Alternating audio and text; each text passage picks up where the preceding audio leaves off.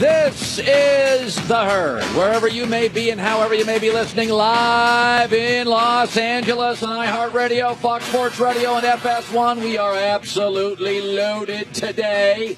Ray Lewis in 30 Minutes met with Donald Trump yesterday in New York City. I'm talking to Ray Lewis about Donald Trump in 30 minutes. I want to hear if the country's safe. Oh, well, speaking of safe, I'm a little worried about these enemies that we have going around, apparently. That Jim Harbaugh is so worried about, like, what are these enemies and what are they doing? Yeah, Harbaugh's going to get more money in a raise, believe me. We wish we all had a rumor about us that somebody else wanted to hire us. Give me a break. I want to start with this. So I saw this story yesterday. And, I've whether I've written my books or I've done this radio show or simulcast, I think what you know of me is I'm a straight shooter. You may not like me. You may think I'm arrogant. You may think I'm crass. That's understanding how things land differently for different people. I totally get it. But I'm a straight shooter. And the media's got a bunch of phonies in it, a bunch of backstabbers, a bunch of traitors. I mean, this is the way the media operates. So this morning I'm driving to work, and everybody in the media is like, oh, my God, did you hear the story about Wake Forest where their radio announcer leaked game plans? His name is Tommy Elrod. And he used to be on the staff, and then he didn't get promoted, but they kept him around to do work on the game broadcasts. Well, let's start with this. So he's a guy that got passed up for a job promotion, and he just moved up into the radio booth. And apparently he gave some information to some people. And I'm thinking to myself, first of all, Wake Forest is going to a bowl this year. They've gone to 3 in a decade. This clearly didn't have that much of an effect. If he's leaking information and they're making a bowl, it didn't have that much of an effect. But the second thing is, I've worked in the media for 30 years. It is traitors, moles, double agents, and backstabbers to preserve your own job. That's what it's always been. And the same people outraged this morning have been the same people for years and years and years that have leaked information that could hurt their coworkers. Listen, there was a website out there, and I don't know how viable it is. It's called Deadspin. It was basically created on ESPN leaks. The site was irrelevant. And then multiple people started leaking stuff to it inside the biggest sports company in the world, and their clicks went through the roof. They were built on leaks.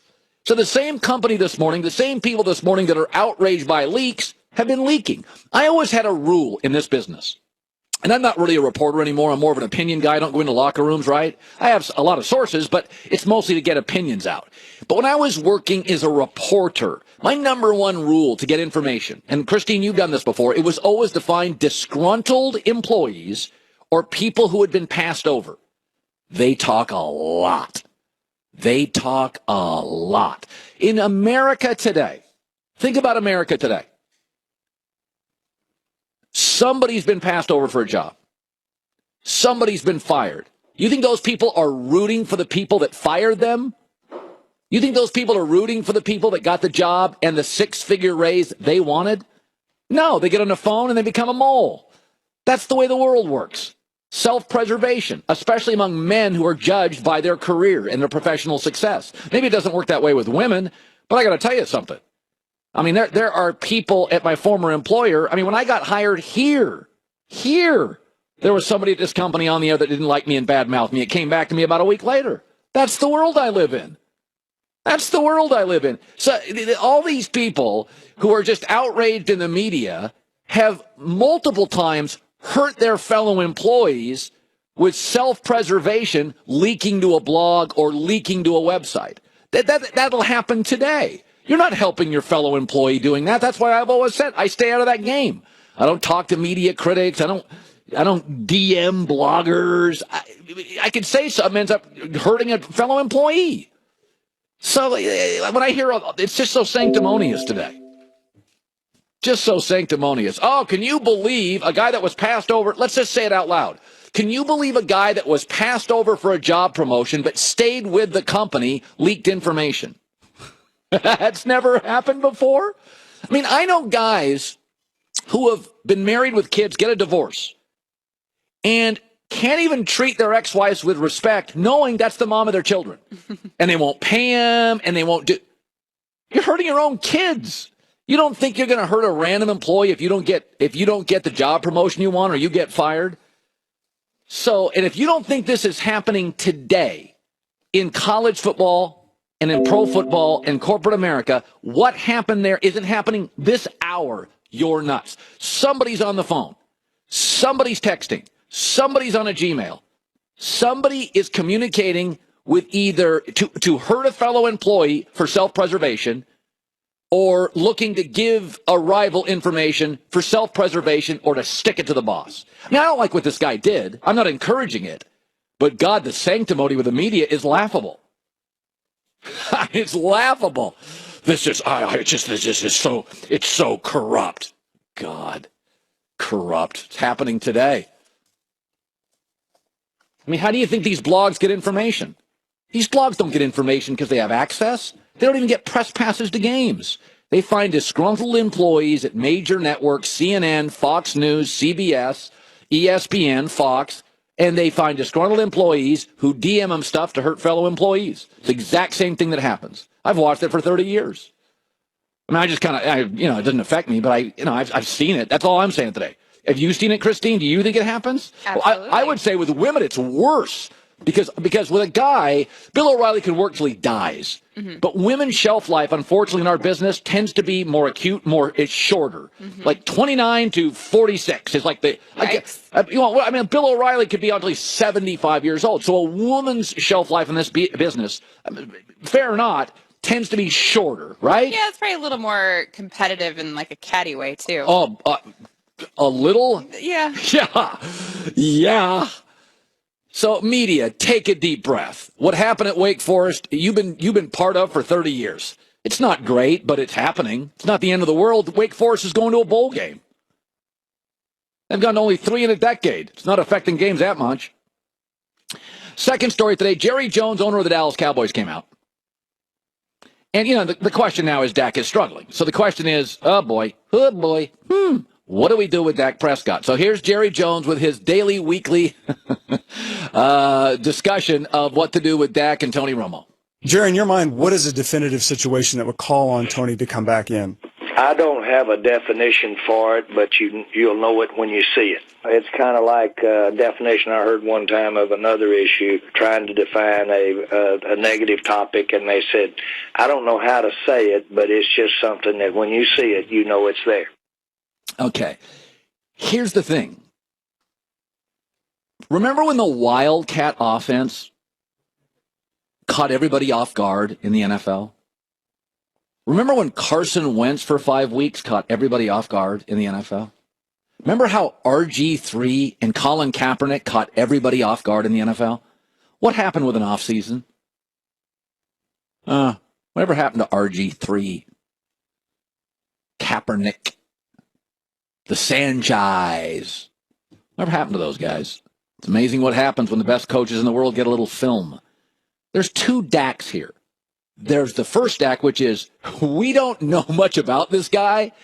We don't have a ton of film on him, and we don't have an offseason to break it down, and that offensive line's giving us trouble. That's the first Dak. That's the first 10 games of this year. The last 3 games of this year are, we got some film on what Dak can do. And we can do some things to make his job a little more difficult. You're seeing the second Dak now. By the way, Dak number 1 had 17 touchdowns and 2 picks. Dak number 2 has got 3 touchdowns and 2 picks in 3 games. Dak number 1 completed 68%. Dak number 2 is completing 58%. Dak number 1 got you 264 yards through the air. Dak number 2 is getting you 166. And Dak number 1 had a passer rating over a 108. Dak number 2's passer rating is 79.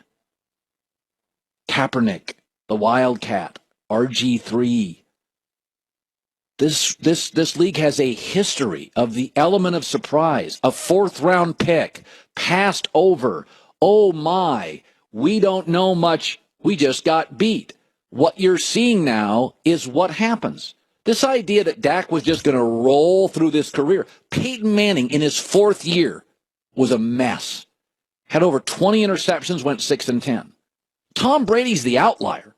I mean, this is the way it works. Even Aaron Rodgers had like a 14-game slump where he wasn't Aaron Rodgers. His passer rating dipped to one of the lowest in the league. I've been saying this. Tony Romo is a better quarterback than Dak Prescott. He is a better quarterback. Tony Romo has been in this league 10 years. In Tony Romo's ninth year in the league, when everybody had all the film in the world on him, he was 12-3, completed 69% of his throws, had 34 touchdowns and 9 picks. And that's when the league knew his strengths and his limitations, and the offensive line wasn't nearly this good. And Jason Garrett at that time wasn't nearly as good of a coach he is now. So I've said from the beginning, Romo's better than Dak. That's not a question. The difference is Dak is younger and healthier. That's a big factor. And the second thing is, Dak, you've made your bed with Dak. Dak creates a very unique running game from the quarterback spot, which teams in the NFL, they struggle with Cap doing it. They struggle with RG3 doing it. It's very different. It's almost collegiate. But Dak number 2, which is the real Dak, and I'm not saying he's bad, but I'm saying we have a history of this, that we fall in love with RG3. The Sanchez, Kaepernick, the Wildcat, the run and shoot. And then all of a sudden people get an off season and go, oh. And here's the other thing. And I like Dak. And I get the Cowboys stand with Dak. And I think Dak's going to bounce back here in the next few weeks and have a good game. I'm not anti-Dak. But part of this is Dak 1, he's doing stuff, and you don't have a lot of film on him. And Dak 2 is, oh, okay, here's the throws he can make. Here's the throws he can't. He's 6'2", good arm, not special. He's really young. He was a 4th-round pick. Oh, okay. Okay, we can take away this, take away. Remember when Bill Parcells came on our show after Dak got really hot for 4 or 5 weeks? Remember what Bill Parcells said on our show. This is going to sort itself out. This young man's got an opportunity. He's making the most of it. You know, sometimes when they find out what you can't do in this league, then they make you do that. The more film they get to watch, the more likely they are to try to get him to do things that he doesn't seem to do well. Part of his success was the element of surprise. That's why trick plays work so well. It's why Belichick had some success on Peyton Manning. The more film he got on him, the more he understood him, regardless of how great Peyton Manning was. So, and again, I'm not anti-Dak. I think Dak's a franchise quarterback. But we do this over and over again. We celebrate new. We fell in love with the Wildcat. I mean, it's just the way the world works. The media machine grabs onto something, and oh my God, I can remember. I mean, Chris Carter yesterday was on with me on Speak for Yourself. And he said yesterday, he's like, oh, I could absolutely see a situation where Dak loses his job. I've been watching too much football, okay? And Dak just now started. I mean, he got a breath mint in his mouth, and it's still fresh. I've been watching NFL for the last 35 years. I have seen guys, great players, Joe Montana, all right, throw 3 interceptions a game. Peyton Manning, Tom Brady. So if you think Dak will not follow in the footsteps of one of those guys. So what you've seen in the last 2 weeks, you believe Dak's going to come out and soil the bed this week and he's going to lose his job. Is that what you're saying, Chris? No, what I'm trying to tell you is there is a situation that can get you put on the bench in the NFL. Yeah, I mean, it's listen, this Cowboy thing is fun, and we never really considered it fluid in the last month. Weather's cold, defenses are better, people got film. It's hard in this league to be a franchise quarterback. Take out Tom Brady and Aaron Rodgers this weekend. Probably the 2 best quarterbacks in the league. Take them out. Everybody else struggled. Breeze was awful. Eli was bad. Dak wasn't good. Wentz wasn't good. Kirk Cousins was okay. Rivers was awful. Cam was awful. Andrew Luck was awful. Russell Wilson was awful. It is hard. If you think Dak's figured this league out, you don't think this offensive line has helped Dak? You don't think part of his success is that? Never forget, we thought Andy Dalton was amazing. And then Andy Dalton lost Marvin Jones. Tyler Eifert got hurt. Offensive line got backed up. Mohamed Sanu left. Oh, Andy Dalton's average. We love Kirk Cousins. Oh, my God, Kirk Cousins, unbelievable. You take away Jay Gruden. By the way, Deshaun Jackson's a free agent. Pierre Garçon's a free agent. That tight end that often gets hurt, that's amazing. What if he misses 6 games with an injury? Jordan Reed. We have a history. We fall in love with these guys. It is hard, and it was never going to be as smooth as it looked. And yes, Tony Romo is a better quarterback than Dak. When he's healthy, no question he's better. No question he's better. Coming up next, the report inside the Rams' mess.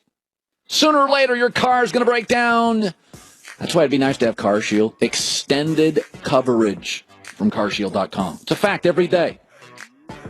A truck, a car, an SUV owner knows. Something breaks down. The thing about CarShield, they make it really hassle-free. First of all, if your car breaks down, it's a pain in the you-know-what. So they make it easier. You pick the repair shop, and you pick the dealer you want, the certified mechanic, ASE certified mechanic, and then CarShield, pays them directly. You don't have to get into that goofy reimbursement game. CarShield also provides 24/7 roadside assistance and a rental car. So listen, when your car, I've been there, man. My car caught fire in Vegas on the freeway. And I pulled into a Texaco, got on the phone, and bought a car on a credit card. I have had a car catch fire. When it happens, you want roadside assistance, you want a rental car, and People are saying, how can you criticize Dak? You're crazy. Do you remember how crazy we were for Kaepernick? Do you remember how crazy we all were for RG3? Now, I was never into RG3. I liked Andrew Luck more. But Kaepernick I fell into. Everybody for 2-3 years thought that's how you play quarterback. Dak Prescott is finding out it's real hard to play in the NFL when the weather gets cold and when people have film on you and when you play really good defenses. You think Dak Prescott, if Tyron Smith, the left tackle, broke a leg and was out for a year and Ezekiel Elliott went on the IR, he'd be the same quarterback? He's not the same quarterback now with all those guys, and he plays Tampa next, and Tampa's defense is outstanding. Again, the first 10 games, Dak Prescott's numbers are one, and the last 3, they're another. That's what happens when the weather gets cold, the defenses get coached up, everybody gets film of you. And I've said this for years and years.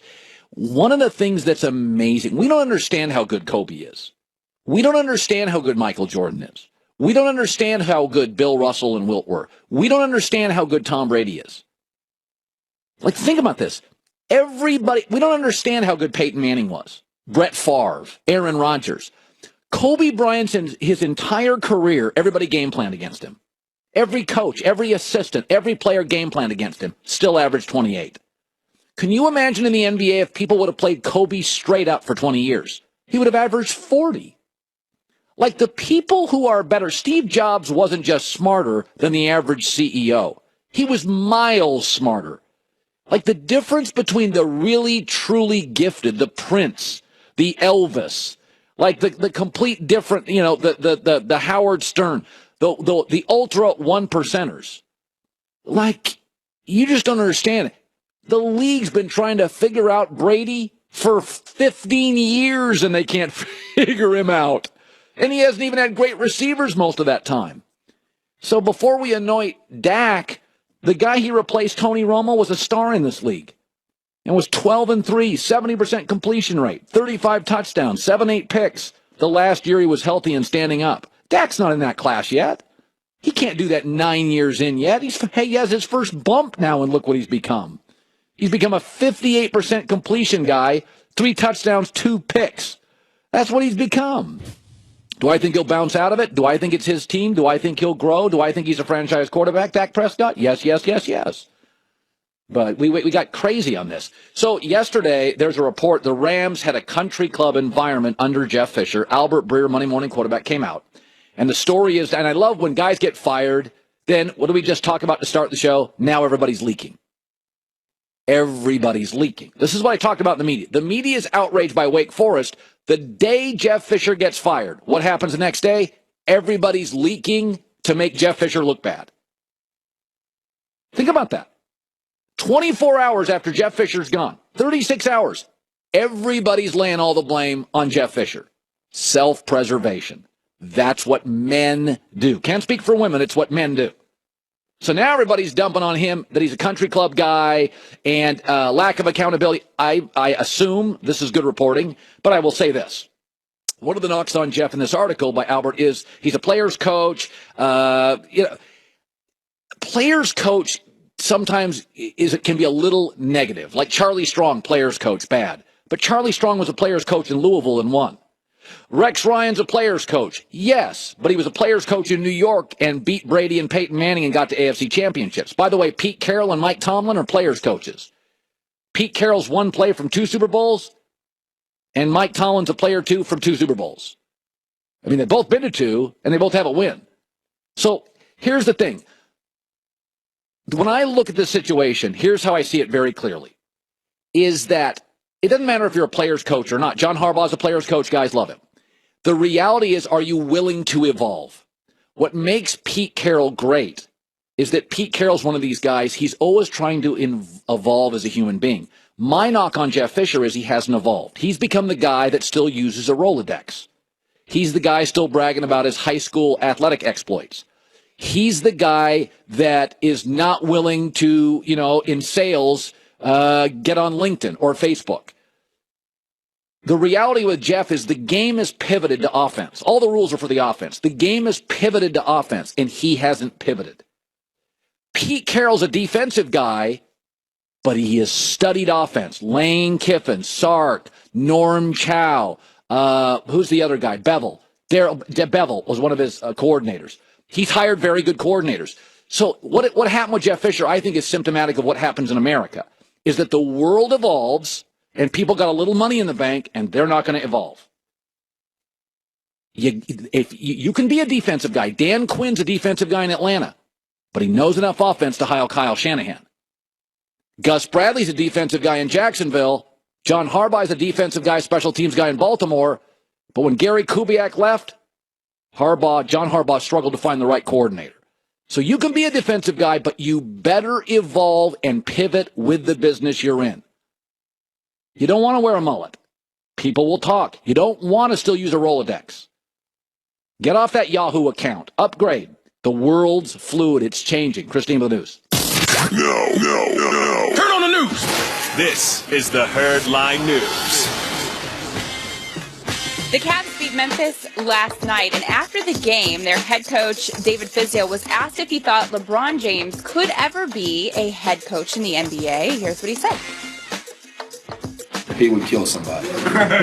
Perfection is like, he wants perfection, and I could see him actually owning his own team and doing something like that, but I think he would end up killing the player at some point because they wouldn't live up to the expectations that he would set forth. Now, you love LeBron. Do you think he could be a head coach? No. I think great players, Magic tried this, great players are not great coaches. Because great players can do things that even good players can't do physically. And they don't have the patience. They don't have the patience. If you look at most good baseball managers, they were average players.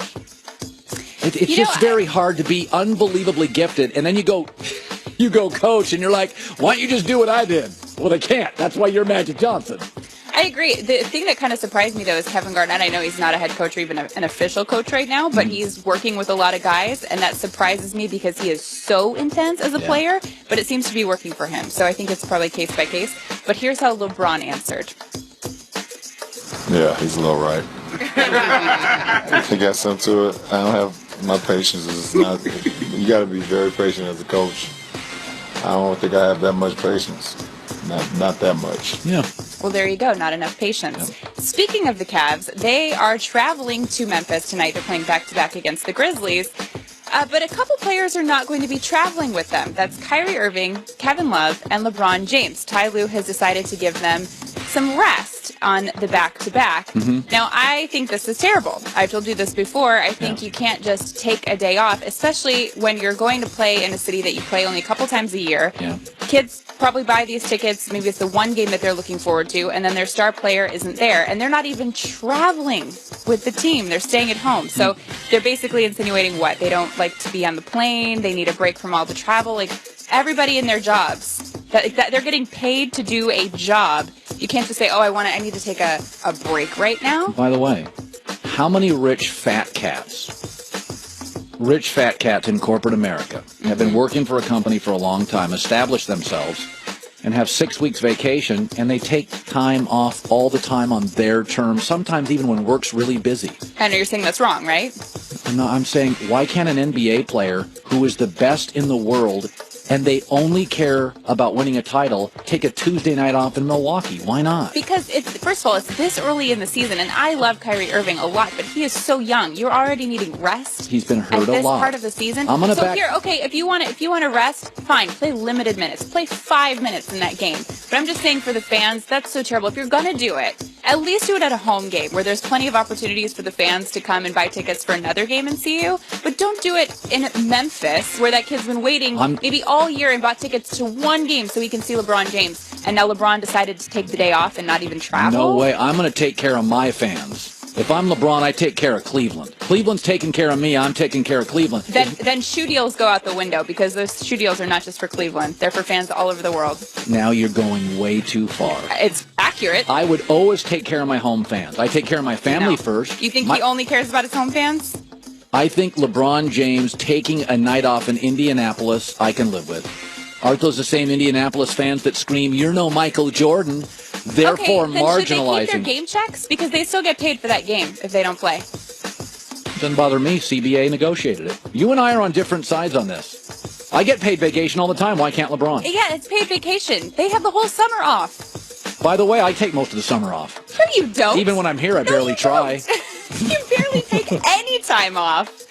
And finally, I think the NFL was listening to the show yesterday because remember I told you that part of the Pro Bowl celebrations is going to be a dodgeball game between the players, and I was terrified by this. I think dodgeball is a very, very dangerous sport. A lot of people can get hurt. You got to do quick ankle moves. Throwing balls at each other doesn't seem very safe to me. Yeah. So now the NFL has released that it will be Nerf balls, not hard balls, being thrown at each other. So I think it's going to be a little safer. But still, you got to watch out for the ankles. I'm nervous about that. Compromise made, yes. Christine with the news. Well, that's the news. And thanks for stopping by.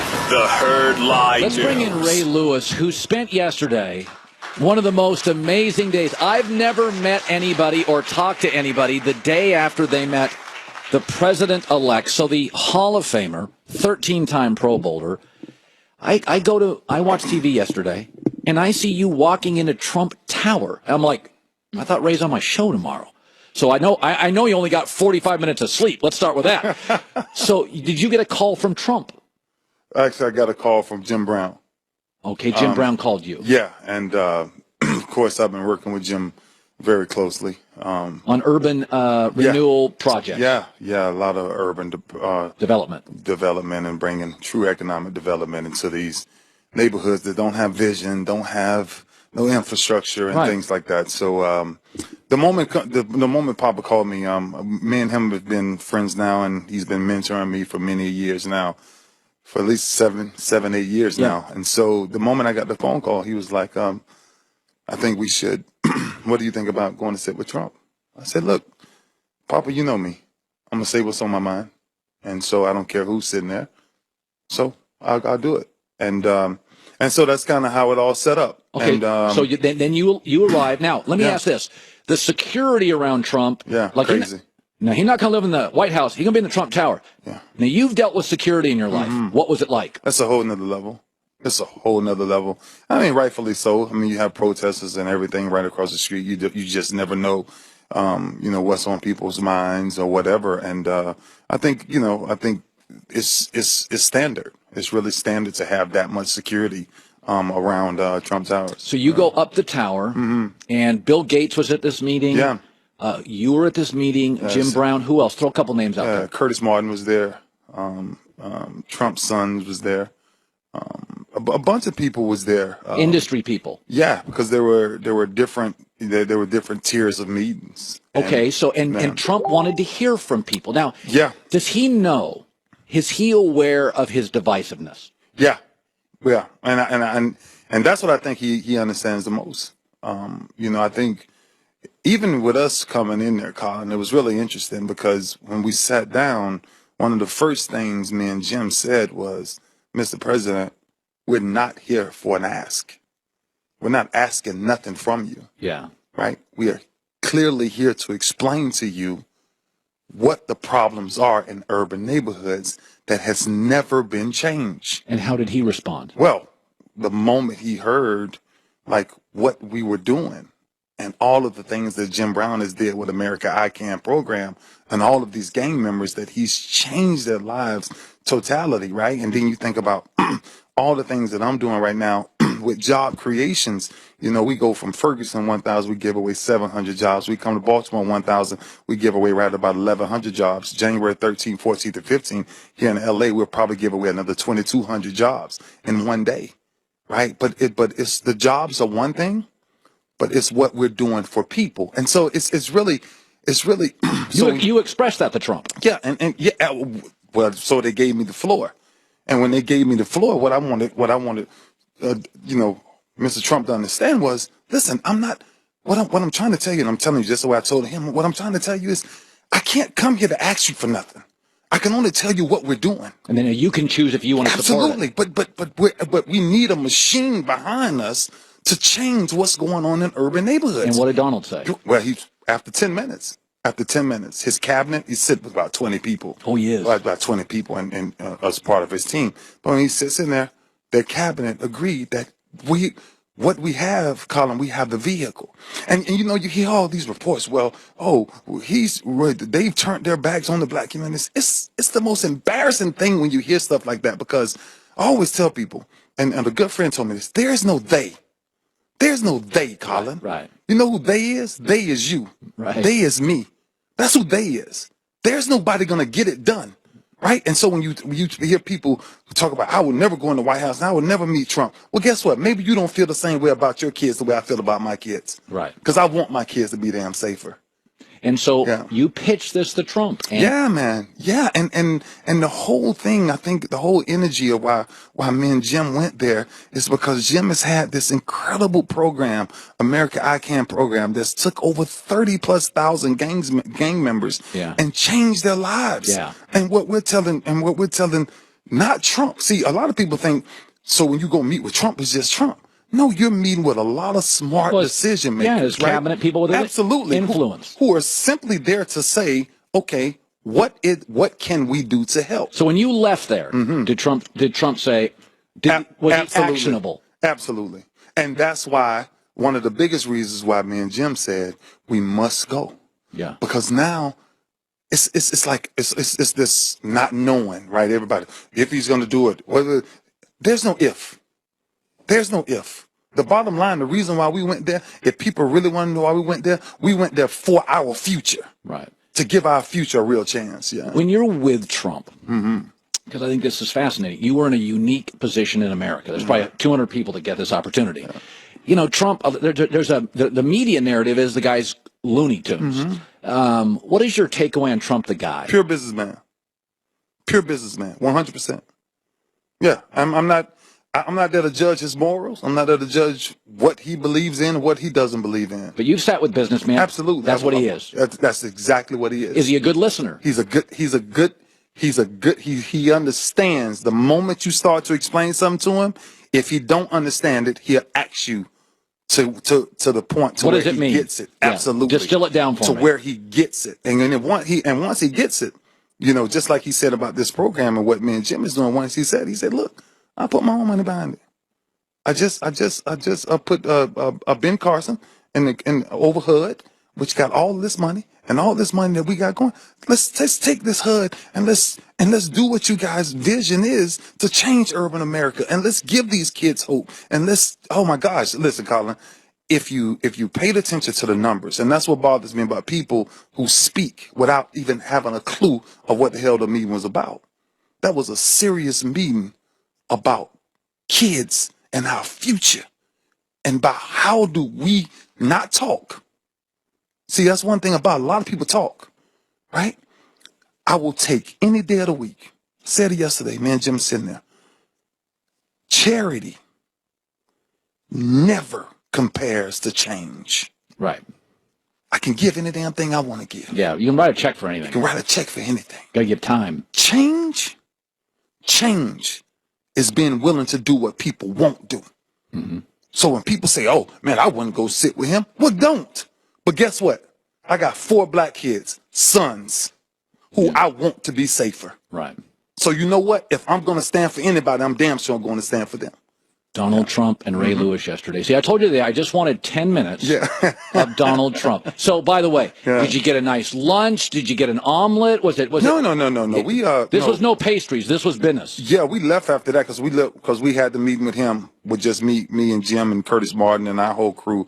And then we went up and then we sat with Bill Gates and sat with him for a while and just brainstorm on just different topics and different ideas and just different ways to help this place be better. And that was late yesterday. 11 hours you got back here. You're working on 45 minutes of sleep. Yeah. Go rest. You'll be on Speak for Yourself later. Appreciate you. This was good stuff. Donald Trump, the Trumpster. That hair in person is intimidating of Trump's. It's like a wave, and he's just surfing over you, man. Hey, when you really need to be there, you need an Interstate car battery. The auto techs prefer interstatebattery.com. Interstate Battery's outrageously dependable. We're in Los Angeles. This is The Herd. Well, let's start with Jeff Fisher. Surprised it happened mid-season. When you're in a rare profession like head coach of NFL team, you're judged on a few things. Number one is wins and losses. Number two is development of players. How many players can you develop? Attendance, how much buzz is around the team. Sure. And he hasn't done any of those things. So he's failed in a lot of those areas. So no, I'm not surprised at all. I think Jim Harbaugh is the number one football coach in America. We don't know if Urban can win in the NFL. We know Jim can. We don't know if Belichick would be easy to deal with the college boosters and recruiting. We know Harbaugh can. Harbaugh's the number one coaching candidate in America. The only other one I can put up there is Pete Carroll, because Pete's proven he can do the recruiting in college and win, and he can win a Super Bowl in the NFL. Jim Harbaugh and the Rams. Does that feel like a good fit? You know what? I'm going to say this much here. Yes, because he's a proven product. That's what it comes down to, proving what you've done. I look at what he's done at Stanford. He goes to the San Francisco 49ers. I think they were 6-10 or something like that. They're a mess. 13-3. Went to 3 NFC championship games. Look, University of Michigan, turn that program around. But do I think it's a good fit for the Rams? I do. On a day we're talking about how great Jim Harbaugh is, let me just throw something out to you. Is John Harbaugh, his brother, becoming the Jeff Fisher of the East Coast? I think John Harbaugh's in trouble. He doesn't make the playoffs 3 out of 4 years, no playoffs, with a Super Bowl MVP. But when you watch that football game and you watch Baltimore, they're a more talented version of the Rams. Kristen, you should listen to the show. You can pick up a lot of tricks of the trade.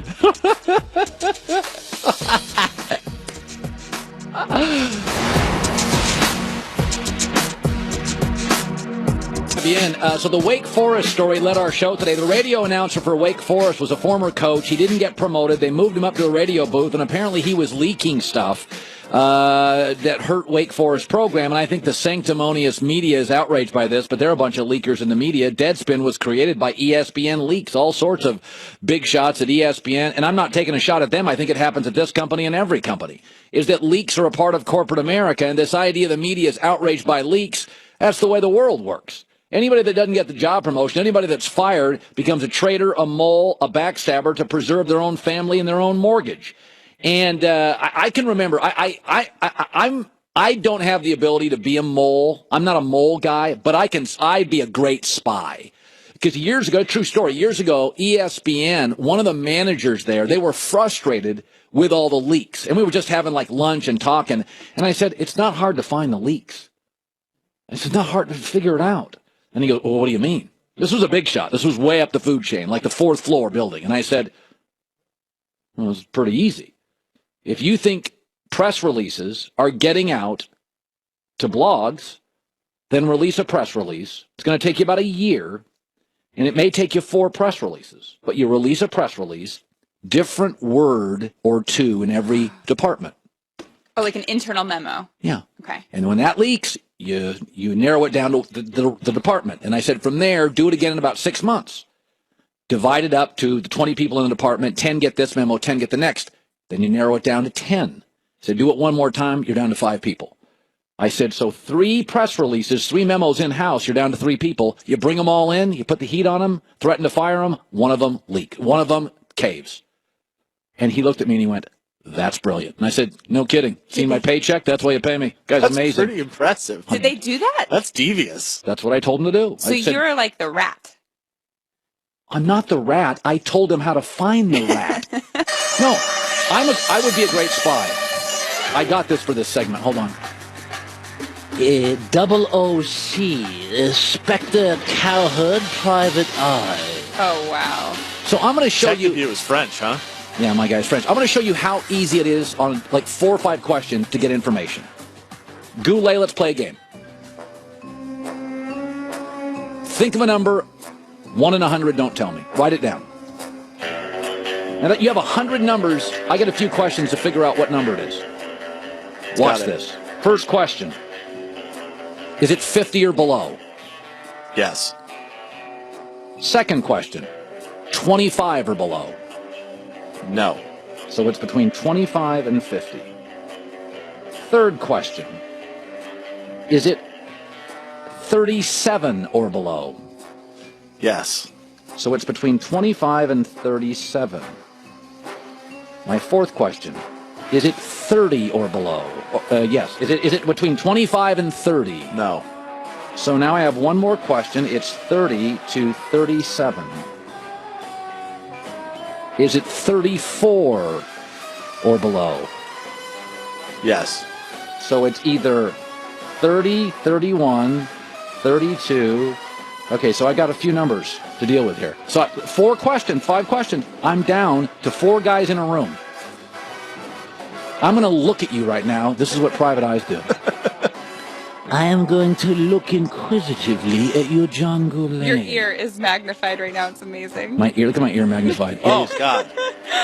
I don't even want to do it with my nose. I don't even want to do it. Fun. I'm not going to do it with my nose. Oh, my God. That looks good. So now I've asked you, like a Colin Cowherd private eye, I've asked you a series of questions. We're down to a handful of numbers. You should ask if it's even or odd. All right, just for a 6th question, even or odd? It's odd. There you go. So are you, frankly. So it's either, so would that mean it's 30? That's 30, no, it's 31, 33, or 35. It's one of those 4, right? So that's what it is. I'm going to guess it's 33. Not 33. Close, though. Is that your 7th You're question? a bad spy. No, what I'm saying was, of all the numbers I gave him, I asked 5 questions, and I got 3 guys in a room. That was like 10 questions. It was not 10 questions. It was actually 5 was, and then you got it wrong. You do not question Inspector Yes, I do. Private Eye Cowherd.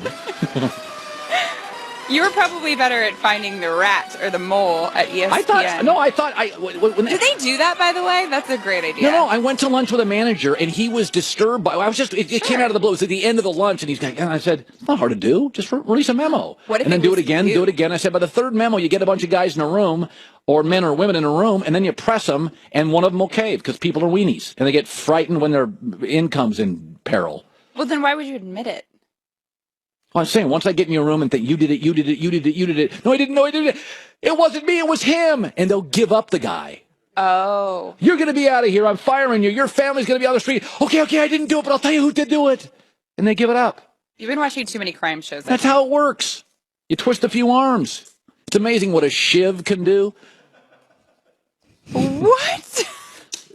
The Inspector Cowherd uses all means necessary. I've never loved the distance between our desks more than I do right now. Okay, hour 2 coming up. This is The Herd, wherever you may be, however you may be listening, live in Los Angeles, iHeartRadio, Fox Sports Radio, FS1. We have an unbelievable next 2 hours. Our first hour was freaking amazing. Yeah, you being a spy, I really don't know how I didn't like it until I saw that. You and I, Peter Schrager's got some incredible stuff from New York in about 3 minutes. So Christine and I disagreed today, and it's a very populist view. It's one of these things that if you say, everybody's like, yeah! It's like when presidents run for president. I'm going to get more jobs for people. Yeah, I'm voting for that guy because he's creating more jobs. And I don't have a job. I want a job. So I'm voting for a president that's got more jobs. Yeah. It's a very populist message. I'm going to get jobs. I'm going to lower taxes. Oh, really? Who's going to pay for the social programs? Right. Oh, no more taxes. Oh, okay. I'm going to pay. Everybody gets college for free. Yeah, okay. College for free. Oh, Harvard right now is going to let that happen. So one of the populist views in America that Christine Leahy has been suckered into is LeBron took a day off. Bad LeBron. Bad. He's got to show up every day with a shovel. And he owes the public every game. He carries the league. If he wants 4 regular season days off, he gets them. Play 2 minutes then. School teachers in America get the summers off. They can't have So do basketball players. That's my point. A school teacher can in the bath. Are people paying to see them? No, actually, the teachers are unfireable. They have unions, so you can't fire them. They can do what they want. They get 6 weeks of vacation. They could take it right off in midterms. Couldn't do anything about it. No, what I'm saying is, fans are paying a lot of money to go see LeBron and Kyrie and Kevin Love play. Well, do they get a refund? Well, when you go to see a musical? Yeah. Do you know how hard it is for that lead actress to take the night off? By the way, you can only do it if you're can't sing that night. Well, and then you have an understudy, and they have to put in a special thing, and they apologize, and it never really happens. I mean, if you go to watch Hamilton and the third actor's not there, so what? You don't get your money back. Yeah, but that's so rare. It's a big deal. By the way, if that person, only reason that person could ever take the night off is if they literally probably can't sing or dance that night. So you just said it's so rare. And it's so rare that Kyrie takes a day off. Kyrie, yeah, because he's young. LeBron, this is apparently going to be a thing where he just takes the night off. So the first 13 years of him carrying the league, he didn't. So now he just gets a pass? And by the way, because he was carrying the team for 13 years, that's why he has so many fans who pay a lot of money and can't wait to see LeBron come play. It's just like, and they're not even traveling? It's just like me. When I'm here at Fox for 13 years, I'm going to have such a backlog of days off. I won't even show up in the fall. You and I know that's not true. I love football. No, I mean, the guy carries the league for 13 years, and now in his 14th year, he has decided, I'm getting older. I'm going to take a handful of rare road games off, and we're marginalizing him as lazy, a bad guy. We're not. He's corrupting the league. It's not only LeBron for tonight. It's LeBron, Kevin Love, and Kyrie. That's Ty Lue's decision to let them rest. And they're not traveling. I don't have a problem with it. Why? Because the travel is so difficult? They fly on chartered planes, stay in the best hotels. You're taking a very populist view. You're going to lower taxes. No, I'm not. Give everybody a new job. Think about all the families out there who can maybe scrap money together to buy tickets to one NBA game a year. And what are the chances? And they're huge Exactly. What are the chances? So they buy it to the Cavs game because they love LeBron. That little kid's been growing up looking at LeBron as his idol. Fair enough, right? So and then LeBron doesn't show up for that game. You know what I tell the little boy? Because he wants to rest? You know what I tell the little boy? Don't idolize basketball players. Then don't buy their shoes either. Well, I think that's And then stupid. LeBron can't expect people to do that. I think that's dumb.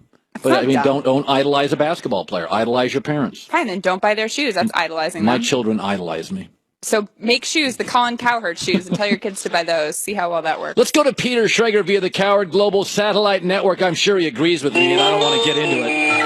All right. Before we turn the page on this whole Jeff Fisher thing, what was the final nail in the coffin? Was it they were lousy against the Falcons?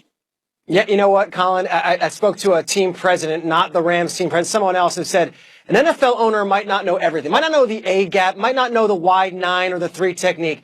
But an NFL owner knows 2 things. A, when you don't have enough players on the field and there's a flag. And B, when his stadium is not full. And when that camera panned out on the Fox game on Sunday, and the LA Coliseum was empty, that was the final dagger. They gave up 42 points on less than 300 yards of offense from the Falcons, and the place was empty. So a lot of paper cuts along the way. The Dickerson thing didn't help. Fisher, coming out and saying that I didn't know about Les Snead's extension did not help. And certainly the news of the extension, which I told you guys last week, was a little weird that it didn't come from the team. It came from NFL reporters. There was no press release. That didn't help. But the final nail in the coffin on Jeff Fisher was an empty stadium in the third quarter against the Atlanta Falcons, and it wasn't even week 17. Everybody's throwing around names. You're very plugged in. Give us 2 names for the Rams you believe are very realistic.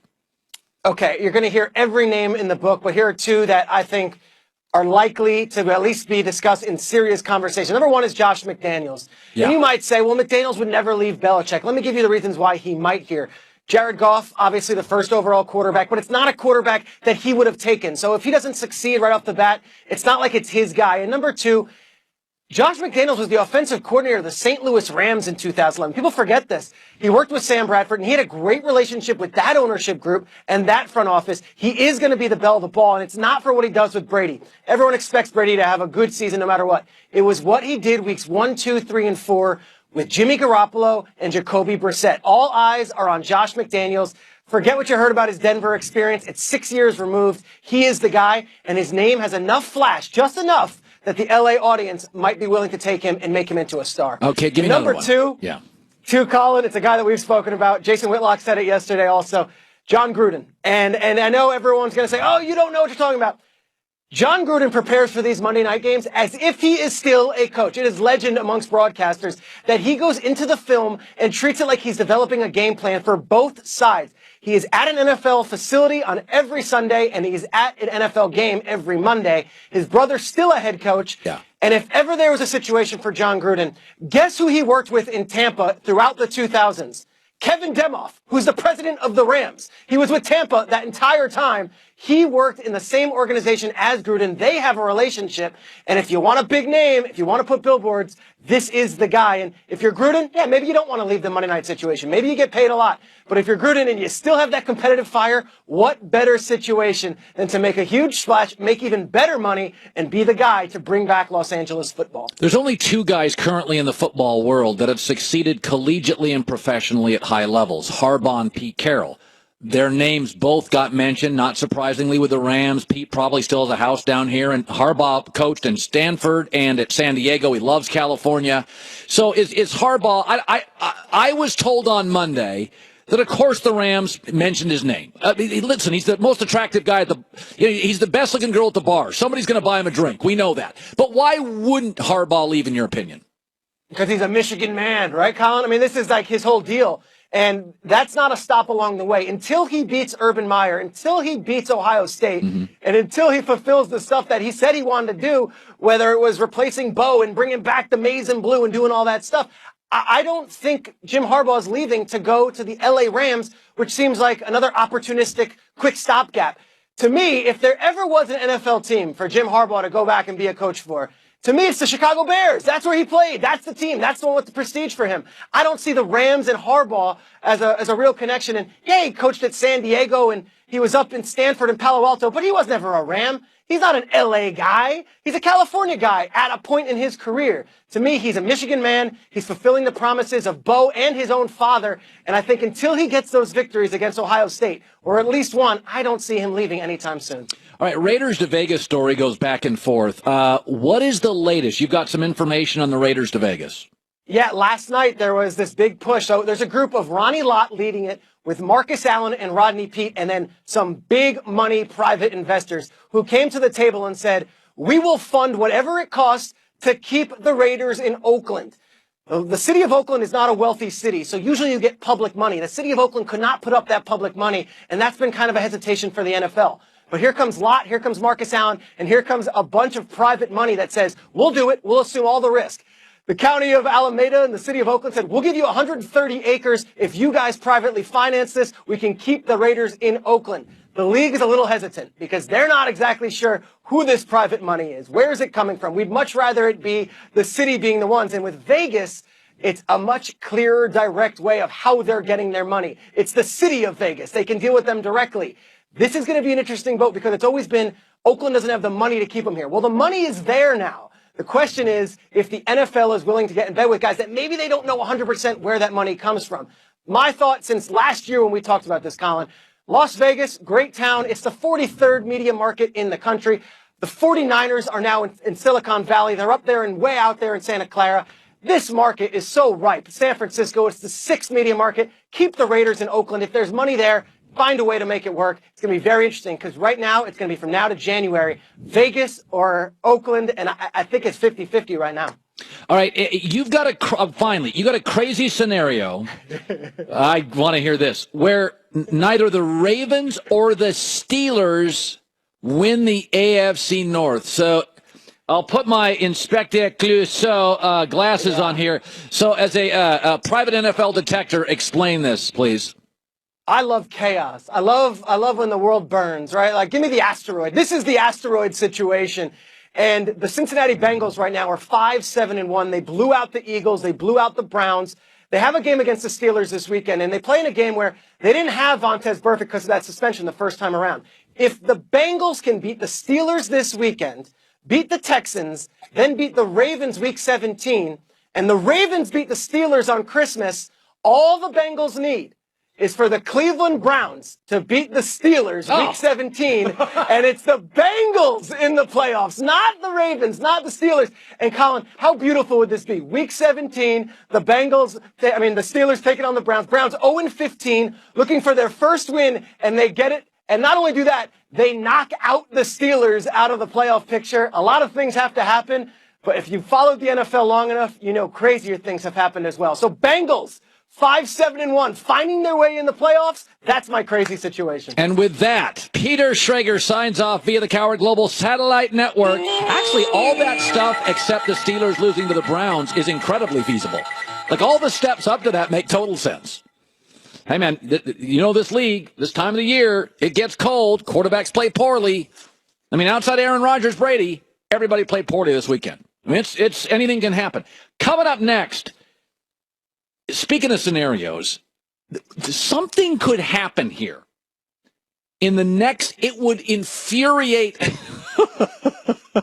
a big portion of the country, but it could happen, and the more I think about it, the more likely it is to happen. Next. For a while now, I've been talking about the amazing affordable Dollar Shave Club razors that get delivered to my house every month. It's a great shave. You don't need to use anything else ever again. But razors aren't the only thing we need in the bathroom. What about shower stuff? Turns out Dollar Shave Club thought of that. They have a new line of shower products called Wanderer. Yeah. Body wash, shampoo, I'm using it. Fragrances unlike anything on the market. A lot of body washes out there. I got turned on to body washes about 3 years ago. Now it's what I use. Give it a try. Once you're in the club, you'll see. The products, they want to own the bathroom, and they're on their way. No long-term commitment. There are no hidden fees with Dollar Shave Club. You cancel it whenever you want, but you won't want to. Best of all, they're giving away a 1-month free trial. Actually, it's free shipping. It's $1. For a month, they're going to ship the razors to you. Okay, it's going to cost you $1. And after that, welcome back. You have got to, at the top of next hour, you have got to tune in. I don't know what's going to happen, but I've been told something is going to happen. Today, I'm not quite sure what that means. Are you going to break out your spy tools again? I know. This thing has become the most valuable resource this company has. As the spy. I can find terrible things happening within this company. What's going on? Give us one. No, I'm just saying top of the hour, it's going to be fantastic. I think. That's all you're going to give us? No, I'm not going to give it away. It's called a tease in the business.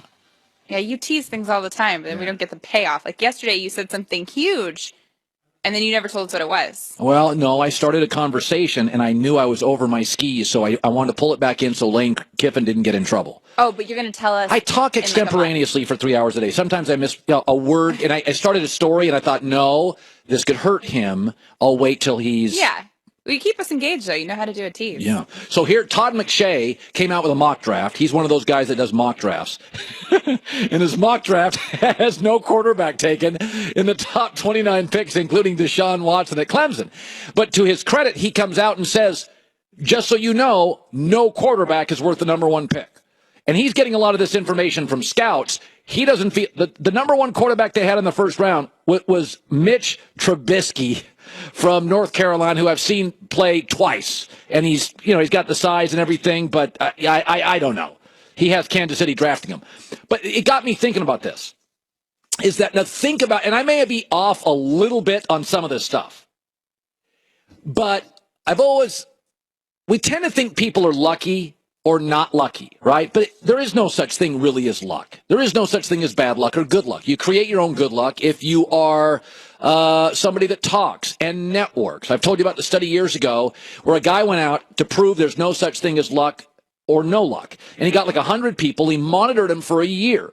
And what he found, there was one correlation between lucky people. And they were more expressive.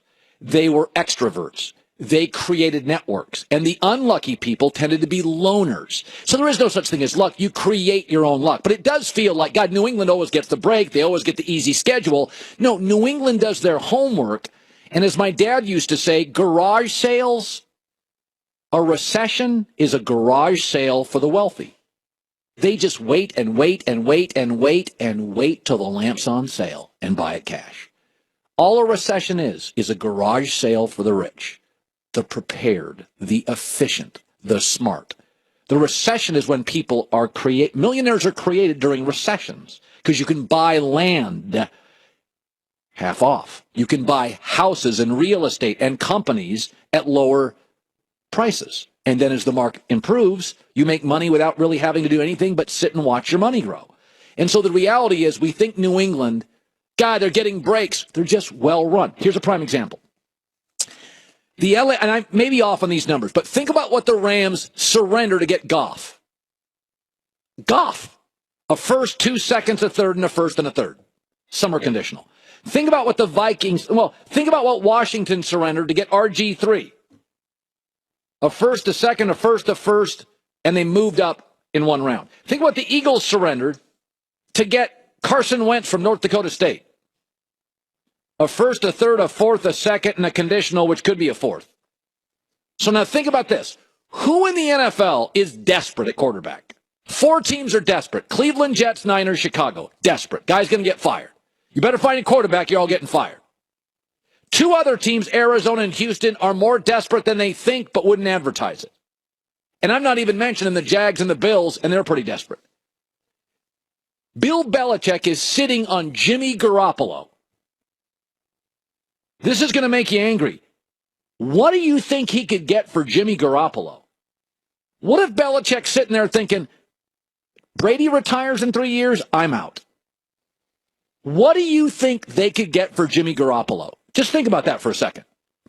Look what Carson Wentz, Jared Goff, a beat-up Sam Bradford, and Baylor quarterback RG3 got. Garoppolo was outstanding in the games in which he played. You could get multiple firsts and seconds and conditional fourths and fifths. Belichick could rebuild his defense. And boy, does he draft defense well. The Herd brought to you by TrueCar. Ready to buy a new one? Download their app. Configure the new car you want. See what others paid. Time and money save both. Download the TrueCar app today. Christine with the news. No. Turn on the news. This is the Herd Line News. TMZ Sports caught up with former Cowboys All-Pro tight end Jay Novacek, who says that he would like a 2-quarterback system for the Cowboys. Right now, they have to figure out how to generate good games. I mean, games like we saw earlier in the year, to get that going. And if they can't do that with Dak, truthfully, I wouldn't have a problem seeing Tony go in. I wouldn't start him. I'd bring him in later in the game. Is he in an outhouse? It looks like he is living the cowboy life. How did TMZ recognize him? I'm a Cowboys fan. If he walked by me, I wouldn't know. No, Jay I think Novacek. that was one of the TMZ live things where they have a pre-scheduled interview with him. But the last time they ran a 2-quarterback system was in 1971. Roger Staubach and Craig Morton. They did get to the Super Bowl. I remember that but year. they lost to the Colts. Yeah. Do you think that could work? I like people in Dallas. It's actually a city where people wear cowboy hats. Like they are cowboys. Yeah, like they lasso food. Cows. Well, I mean, they like So people in it's a Dallas. cowboy. Like a businessman in Dallas goes home and lassoes stuff in his yard. Lasso? Well, how do you pronounce it? Lasso. Lasso, tomato. No, I mean, have you ever gone to Dallas? Like businessmen wear cowboy hats. What did you have for breakfast this morning? No, have you ever been to Dallas? I went to a Super Bowl. I know. You go to the airport and it's like you're in Westworld or something. No, everybody. No, honestly, if you go to Dallas and you're at a business meeting, they're wearing hats.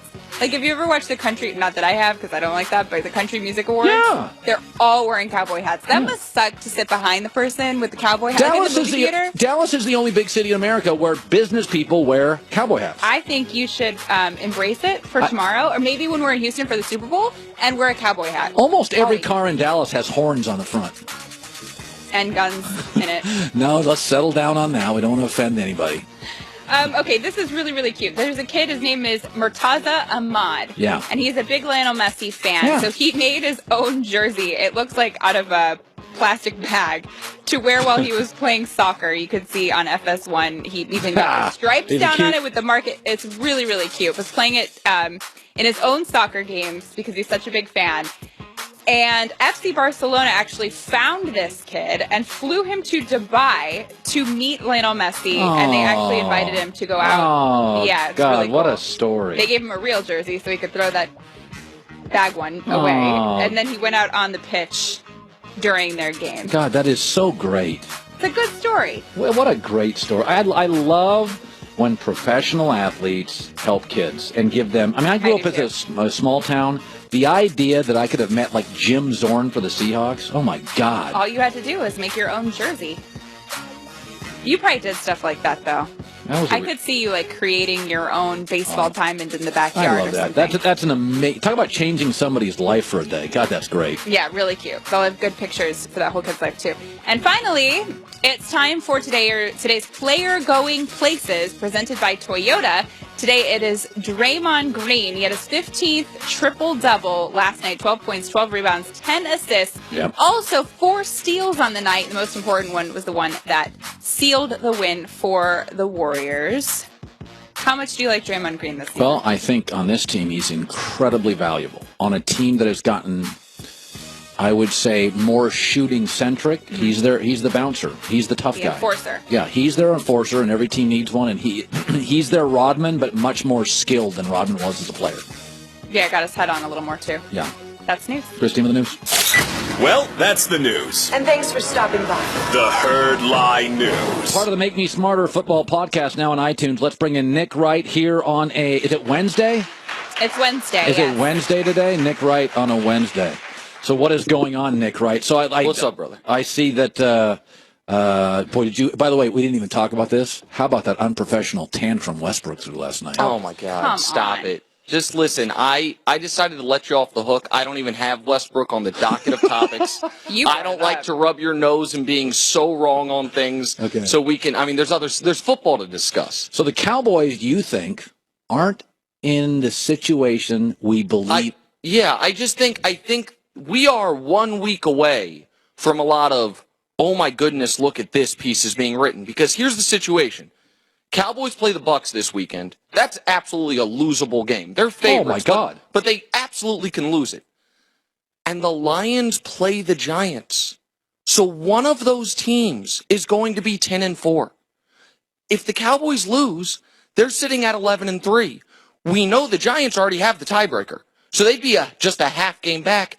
And next week, if the Cowboys lose this week. And by the way, I don't know what the line is, but I'll tell you this. Tampa Bay defensive front is the Giants. It's extraordinary. Is Minnesota. Right. Unbelievably talented. If the Cowboys lose this week, they go into next week because they then play the Lions. They go into that Lions game where if the Lions have just beaten the Giants, then they're playing the Lions for the 1 seed. If the Giants have beaten the Lions, the Cowboys are a half game away from falling to the 5 seed. Forget a bye, forget home field, the 5 seed. So, listen, when I filled in for you last week, I made the case that it's Dak or Romo for MVP up to this point in the season. I think Dak's been extraordinary. Yeah. If he plays poorly this week, he's out. People are going to be saying to themselves, hold on a second. We're going to be 13-3 home field through Dallas. Yeah. We might not even win the division if the Giants keep this up. So, it could just get very interesting when it seemed like it was going to be an end-of-season coronation. We were talking about, if the Cowboys have it clinched with 3 weeks to go, do you play that? If they lose this week, they will be 1 game up on the field, which is a crazy thing for just 96 hours ago. Okay, so it's time for Nick Wright's weekly bashing of Andrew Luck. No, stop. Can I let the audience in on something? Peel back the curtain. Okay. So, Colin, you and I don't spend a lot of time together outside of work. Yeah. What happens is we see each other in the hallway. Yeah. And the reason I think you and I get along so well is we are wired the same. Yeah. Like, you're not nearly as broken as me, and I'm not nearly as rich as you, but we are wired the same. Come on, I am an everyman. So, yeah, okay. But you and I, when we see each other in the hallway, we just kind of take turns performing bits for each other. Yeah. Like, it's less of a conversation and more like we're trying to get laughs out of each other. And it goes on for about an hour. So a couple weeks ago, you said something to me that you then said on the air, which was, here's the thing. Andrew Luck is a great quarterback who's had one bad season. Yeah. Cam Newton's an okay quarterback who's had one great season. One guy gets killed. So if we can just put up the blind stat test, maybe I've revealed who the blind, Yeah. Okay, so if you're listening on the radio, completion percentages, identical. Yards per attempt, almost identical. Passer rating, identical. Playoff record, identical. That's for their careers. Yeah. I wonder who those two people are. Let's look at it. Let me guess. Oh, it's Cam and Andrew Luck. So I'm just curious, how has one guy had a bad career with one good year, one guy's had a great career with one bad year, if numerically they're the exact same guy? Well, would you acknowledge that, let's say, for instance, I was currently now at Bravo, or a channel. I understand. So my point less being, resources, less people around. Right. Cam Newton has not only played with solid defenses, but like great defensive players. Here's a number with Andrew Luck that is unbelievable. Mm-hmm. When the Colts have, and this is rare in his career, when they've just held opponents to a reasonable outcome, 20 points. That's reasonable. It's kind of the league average. Luck's 22-0.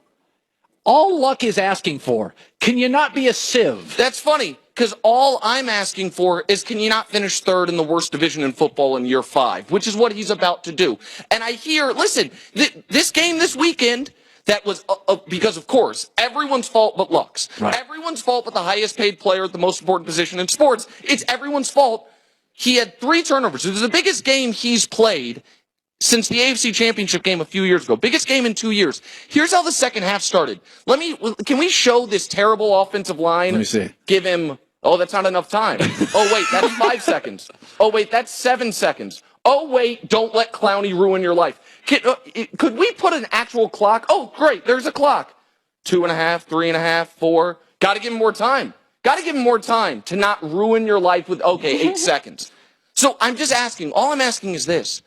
Can we evaluate the player based on the production rather than adding all these superficial biases to it? Because I have 2 very unpopular sports opinions. Yeah.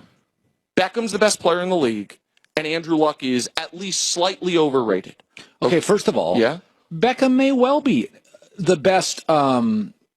I don't think that's outrageous. He's certainly in my top 4 or 5. If you take quarterbacks and importance out, I don't think that opinion's crazy. What was the second opinion? That Luck has been evaluated differently than any quarterback we've ever seen. And I would say this as Andrew Luck's biggest fan. My knock on him is what you just showed. He never lets a play die. Like, throw it away. Well, and it's a very fair criticism. So on the goal line against the Texans this week, the Colts had a tight end blocking Clowney. Yes. Clowney comes around the edge and kills him. Hey, you gotta know, Luck sees that. Yes. He's gotta know, I've got 1 second. And you crushed the Colts on Monday for calling a screen on 4th and 1. It was awful. Listen, maybe I'm a crazy person. Maybe I'm biased. I would think the smartest quarterback of a generation is allowed to audible out of a terrible play. I mean, the quarterback is you can't blame the running back for that play call, but the guy who's allowed to change the play call, it's 4th and your season. It's the biggest game all year. You win that game, you're a favorite to make the playoffs. Now you're a 1-5 shot. Maybe say if Pagano whistles in, hey, we're going to do a screen pass to Robert Turbin, say, okay, coach, and do the steaming Willie Beeman and change it in the huddle. That is allowed. Now, on Beckham, this is a nice moment for me because I feel like I say things to you and then I told you the Knicks were going to build a super team and now that's not happening. I'm wrong with you a lot. Yeah. Last time I was on with you, what did I say about Odell Beckham? I think we've got it. Okay, here it is. When you go and play the Giants, you have one job. Don't let the kid with the yellow hair ruin our lives. And no one can do it. And that was on display again this weekend. Yes. The Cowboys. And so this is a thought exercise for the listeners, for you, for anyone. I'd say close your eyes, but that's only if you're watching on television. If you're driving your car, please don't. I can't close my eyes. I've got this on the set today. If we, with Luck and Beckham, those two players, if they everything that happens on the football field were the exact same, but we flipped all of the non-football stuff, meaning Beckham coming out of college was the consensus number one pick, best player of a generation. Luck was one of a bunch of pretty good quarterbacks. Beckham was the guy with the flip phone and the all shucks and it's always on me, had that personality. While Luck yelled at teammates and celebrated and all the histrionics. Do you know how they would be perceived? If, again, everything on the field's the same. One would be perceived as Jerry Rice, the other would be perceived as Jay Cutler. Yeah. And I say that to say this. We sometimes in sports let things that don't have anything to do with the actual games color our perception of guys. Luck has lived off what he was, his draft projection, and the fact that he seems like a great guy. Well, he did take a bad roster to the AFC Championship. That helps some. Okay, again, this is the bad roster thing. Everyone points to, well, the year before he was 2-14. And the decade before that, they won 10 games every single year. So it wasn't the $76 he took over. It was a team that had some pieces. And I just think we decide in sports we make our evaluations of players very often based on things that aren't about what they do while they're playing. That's fair. Right? But I think you think that I don't like Beckham. I think he's remarkable. I don't, and I've told you this before, I build my football team center out. I've always thought the receiver, period. I mean, I love Larry Fitzgerald. They're no good until they had Carson Palmer and Kurt Warner. I've always felt the wide receiver is a little bit like the talented NBA guy that doesn't go to the playoffs. I think and this is why I think. But I don't hate Beckham. No, I know you don't. This is why I think Beckham is, because when I say Beckham's the best player, people are like, oh, Julio Jones and AJ Green. The reason that I think Beckham is so special is because you're right about wide receivers in general, which is they are tied to the production of their quarterback, unless you can take a 3-yard slant 60 yards. Yeah. Like, that's what Jerry Rice was amazing at. He had great quarterbacks, obviously, but he was amazing at, this is a very simple play, and I'm just better than everybody. There's no question. Like, I feel like what Beckham did against the Cowboys, Same thing. Blake Bortles could be his quarterback. Doesn't matter. If you can make that play, now if you need the Randy Moss deep bomb to be great, different. Then you need a great quarterback. What Beckham can do, I mean, I look at the Giants offense, Colin. They can't do anything. No. Anything. It's very good defense. That defense, they spent a ton of money on it. It was worthwhile. They can't run the ball. Eli is a mistake-prone mess. There's a guy that's gotten some passes. Right. The offensive line's okay. But I want to clear this up. I am, and I told Christine this, I am not anti-Russell Westbrook. I would vote him MVP right now. I would vote him, and I do believe titles mean more than awards to Westbrook. My takeaway on Westbrook is he can't help himself. Chris Carter said something years ago to me I've never forgotten. This is when we worked at the other place. He said, sometimes, man, when it's biblical. Like, when you have a great voice, you got to sing. He's like, brother, shower in the car or the stage. When you're as talented as Westbrook, 47-inch vertical, you can't be Mike Conley. He can't shift out of it. LeBron isn't as spectacular. He's a freight train. Freight trains slow down to pick people up. So I'm not anti-Westbrook. I think he is limited in his ability to be amenable to other games. And I'm saying with Beckham, I don't think Beckham can change. This is the gear he plays at. Yes. Right. This is who he is. Sorry. This is who he is. This is his gear. It's the only gear. I think Adrian Peterson, he ran angry. Right. This is what he was. You've drawn me in, so I'll just 30 seconds on Westbrook, and then I'll leave. I'll stop hijacking your show.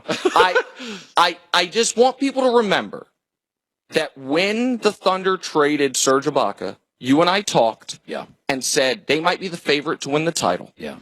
And Durant left that. So it's not like he left some broken, awful team that was never going to be there. He left the team that could have been the favorite to win the title. Yeah, good team. And if Westbrook were the free agent and Durant had a year left, if Westbrook left and it was the exact same Thunder team, except instead of having Westbrook, they have Durant. I'm not saying Westbrook's a better player than Durant. I know this Thunder team's not as good.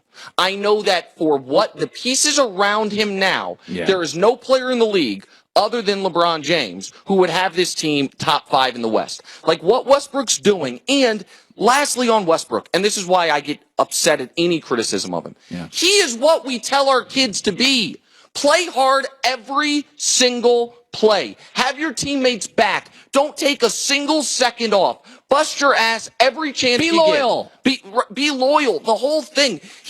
Be low key. He has no entourage. He's with his wife and his agent, and that's it. He is what we want our guys to be.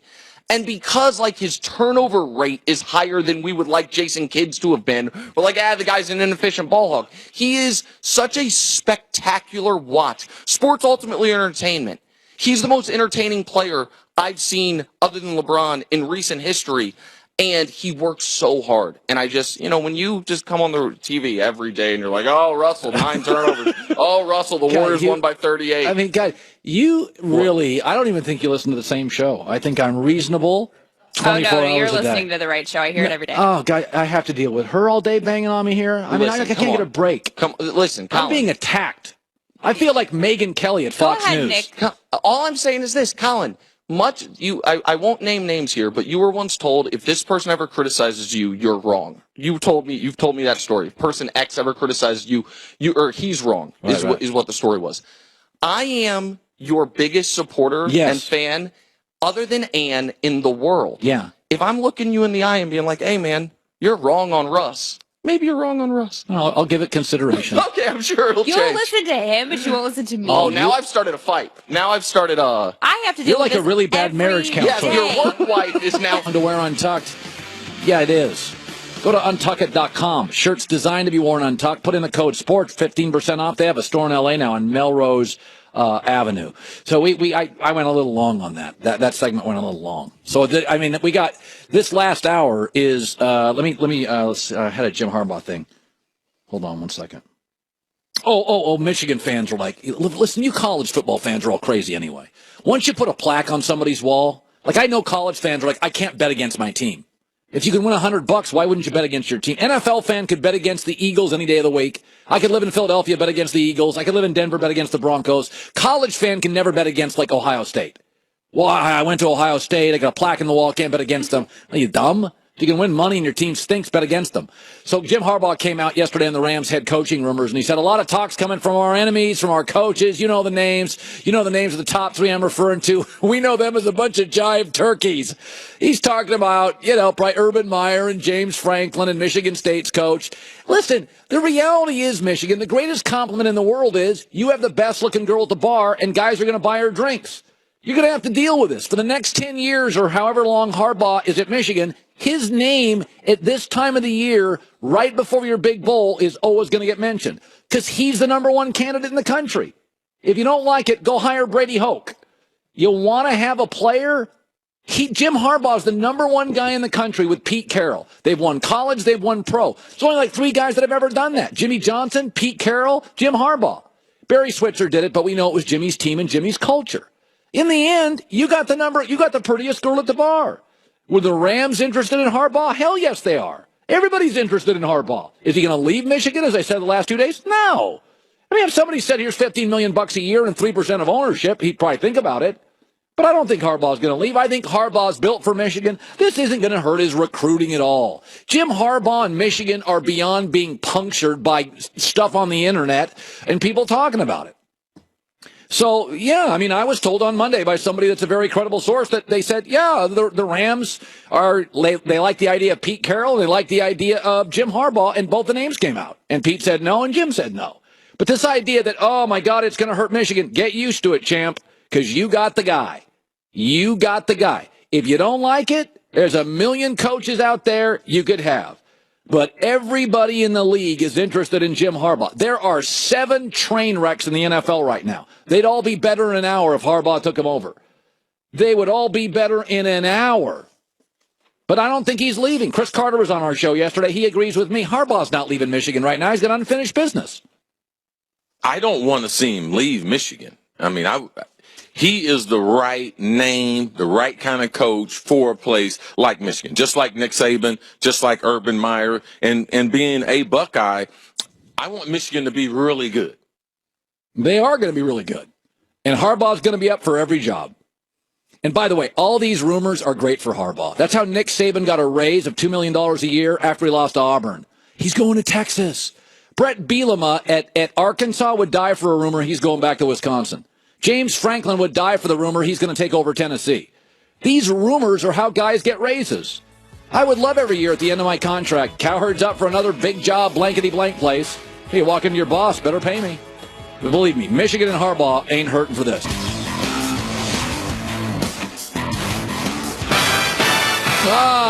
This is The Herd, wherever you may be and however you may be listening. Live in Los Angeles on iHeartRadio, Fox Sports Radio, FS1. Our executive director of BITS, Andrew's going to be joining us on the set in a few minutes. Can't wait for that. Now, I told him I'm not going to... He did his last song was great, and I told him. And the audience voted overwhelmingly to keep him employed. Yes. And I told him after that show, I said, you can stop doing them.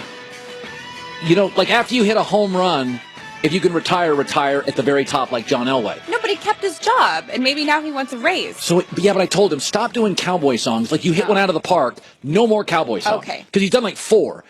So this morning he's got a new cowboy song. And so I told him, I said, why?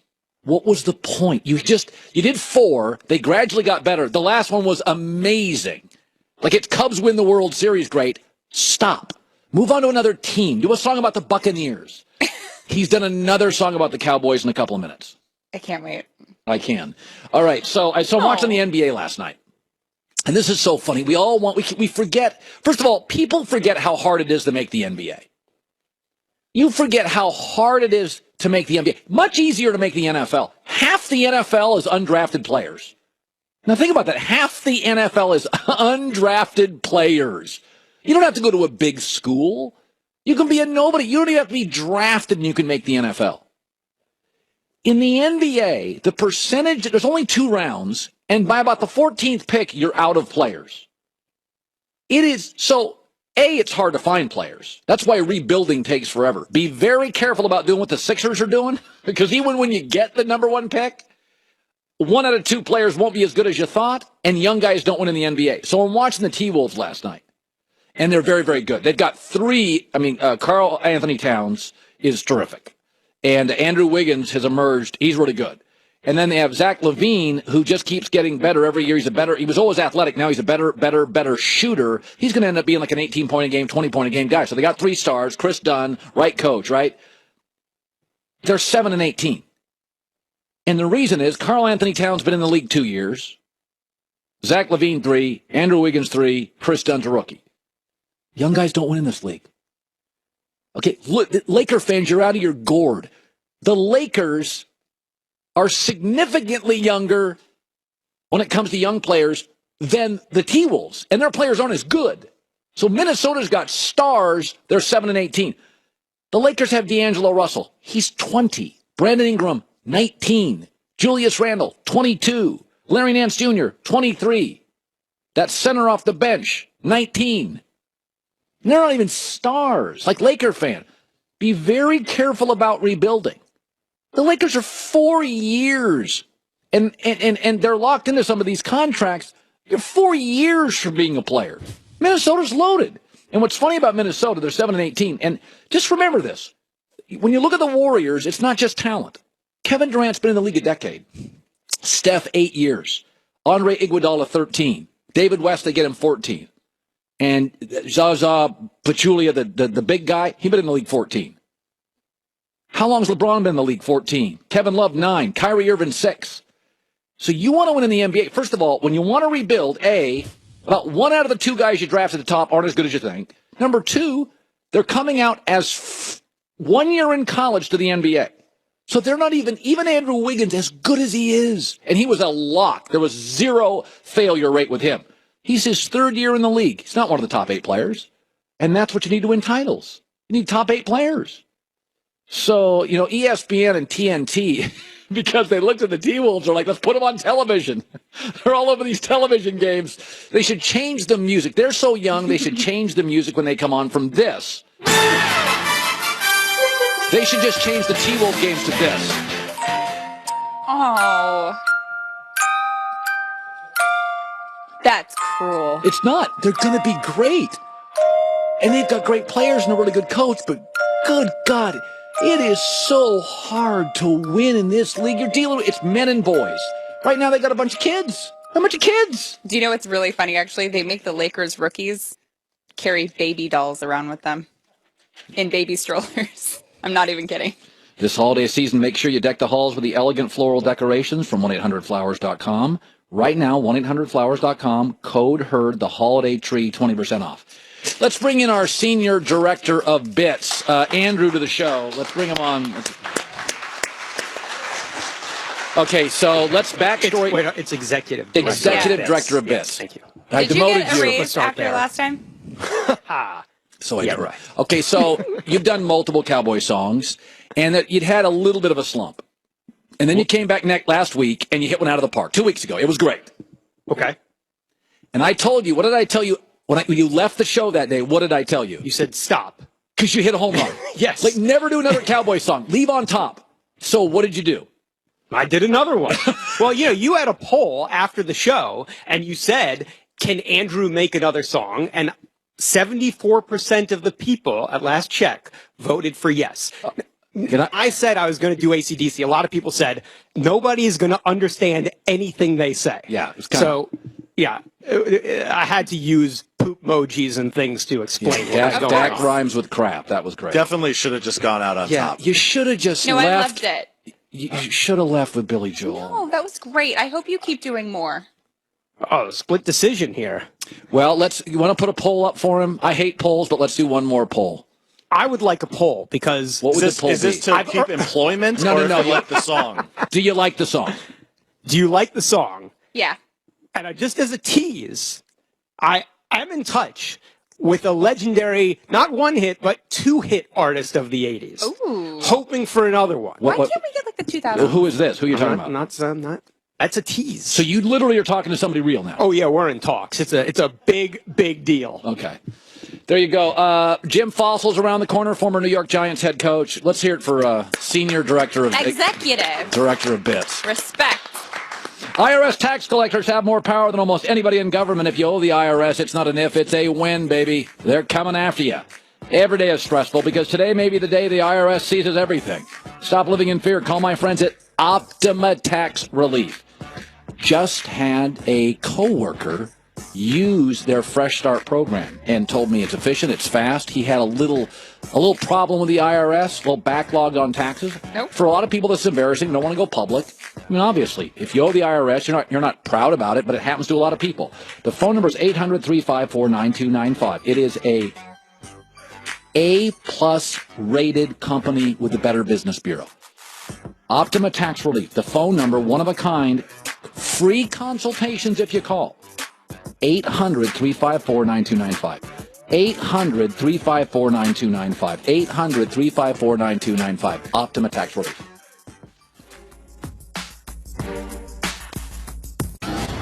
Matthew Stafford and the Lions battle Eli Manning and the Giants. It all begins at 11 Eastern, and don't miss a full slate of games on Fox.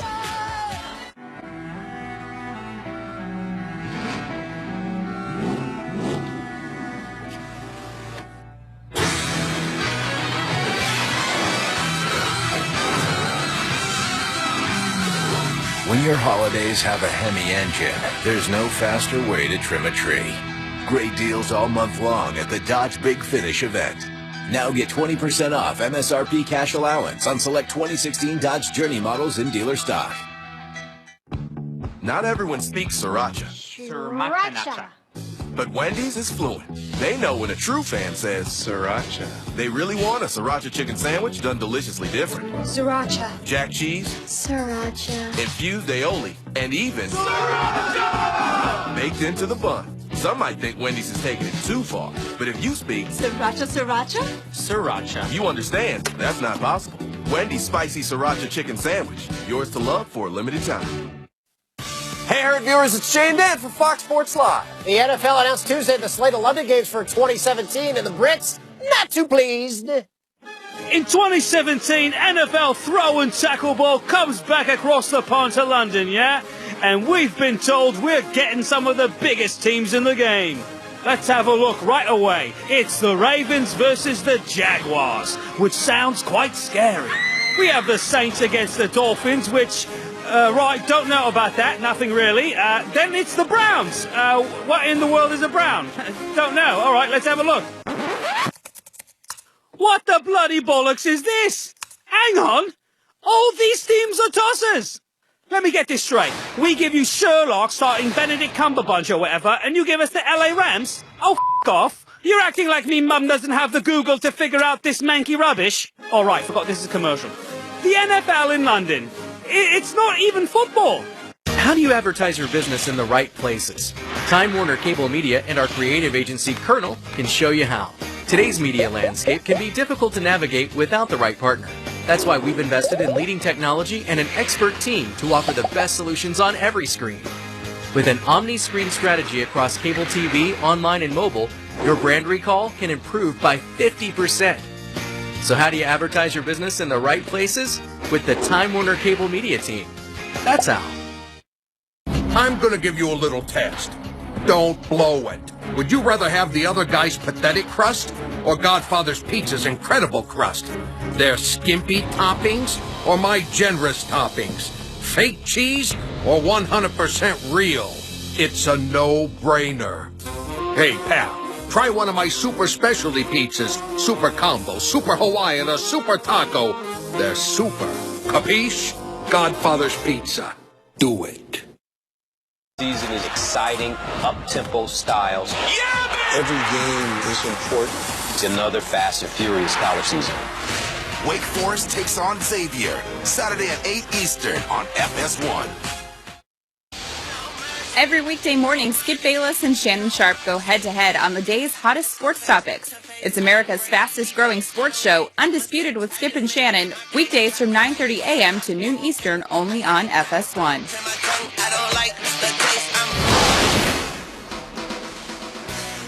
Here's my herd hierarchy for the week. Let's roll it. Number 10. I've just not really put my arms around Atlanta. I think the key to this team is Vic Beasley has been roaring. He leads the NFL in sacks since week 5, and that's been the game changer. Number 9. There's so many things I like about the Ravens. They have the second best scoring and total defense in the AFC, and over the last 6 games, Joe Flacco's completing about 70%. But what is their offensive identity? Number 8. I still can't get my arms around the Giants, but here's something that I can't deny. Since week 6, the Giants' defense is the best in the league on third down and the best scoring defense. Number 7. That's why I give Seattle with a playmaker at quarterback a little edge over the New York Giants. I still like Pete. Russell can make dynamic plays. They're well-schooled defensively and athletic. I put them at 7. Number 6. Raiders lost to Kansas City twice, and so I ding them for that. But Khalil Mack's got a sack in 8 straight games. Derek Carr leads the NFL fourth-quarter passer rating. Number 5. And I put Kansas City 1 spot ahead of him, mostly because Andy Reid, to me, is the second-best coach in the league. Tyreek Hill has become a monster offensively, and they got 25 takeaways. Number 4. A lot of respect for Green Bay. Right now, they're one of the 4 teams in the league I think look like a Super Bowl caliber team. Number 3. Pittsburgh's just explosive. They're one of 3 teams ranked in the top 10 in passing and rushing offense. Number 2. I put the Patriots. They lead the NFL with 7 games this year without a giveaway. They don't beat themselves. They're smart. We know they have the best coach. We know they have a great quarterback. Number 1. I'm going to still stick with the Dallas Cowboys. They can beat you multiple ways, and they have the NFC's best rushing offense and the NFC's best rushing defense. When you really need to be there, you need an Interstate, the car battery auto text preferred. Find a location near you at interstatebatteries.com. Outrageously dependable Interstate batteries. You know, we were talking about this earlier about Dak Prescott, and there's 2 different Dak Prescotts. There's the week 1 through 10 Dak, and there's the, oh, we got a bunch of film on him. And I'll say it again when it comes to Dak. Tony Romo's the better quarterback. But if you put the numbers up, remember, in this league, we fell in love with the Wildcat, RG3, Colin Kaepernick, Andy Dalton. For years and years, I was told how great Andy Dalton was. And I kept saying, well, he got the keys to a Mercedes. And then he lost Marvin Jones. And he lost Mohamed Sanu. And then he had some injuries on the offensive line. And then Tyler Eifert got hurt. What's Andy Dalton? Average. And by the way, I'll go back to Kirk Cousins. You don't think Jay Gruden's a part of his success? Jay Gruden's Coach of the Year material. He has done a great job last couple of years with Kirk Cousins. Don't kid yourself. Washington's in a tough division now. Washington's good. And they also have tremendous weapons. Deshaun Jackson's a free agent. What if he leaves town? Probably will. What if Pierre Garçon leaves town? What if Jordan Reed gets hurt? How good's Kirk Cousins? We've done this before. We fall in love with young guys. Don't forget, the greatest quarterback regular season of my life is Peyton Manning. Year 4, he was 6-10, 23 interceptions. This idea that it was going to be it was going to be like Tom Hanks' career. No road bumps. Doesn't work that way. It doesn't work that way.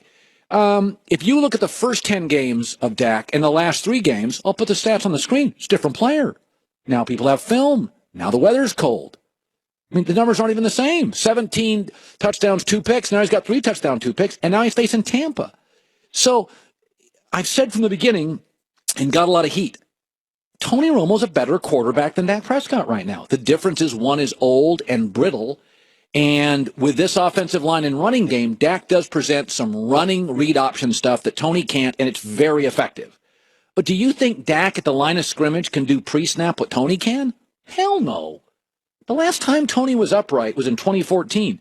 Tony was unbelievable. He was 12-3, 70% completion rate, 35 touchdowns, like 7 picks. You just got to give these kids time. I think Dak's the guy. But we were just going crazy here. A lot of this love affair for him is, number one, it's the Dallas Cowboys. And they're, as you've seen this year, they're the most popular team in the league. There's not even a second place. The Packers and Steelers could be second. The Cowboys are, like, every network, every slot they're on, NBC Sunday night, Fox early, Fox late, Monday night, they set a record. I mean, they're the most popular team. So some of this is, oh my God, it's the Cowboys. They're good again. And we want to fall in love with it because it's a good story. The other thing, he's a 4th-round pick. That's a good story. But, I mean, I think we're just forgetting how good the Cowboys' offensive personnel is. Star receiver, star underneath receiver, Hall of Fame tight end, best young running back, best offensive line by a mile, Ivy League educated coach who's been there a while. I mean, it's just star. They are loaded. They're like the Andy Dalton's Bengals with a better O-line. I make everybody look great.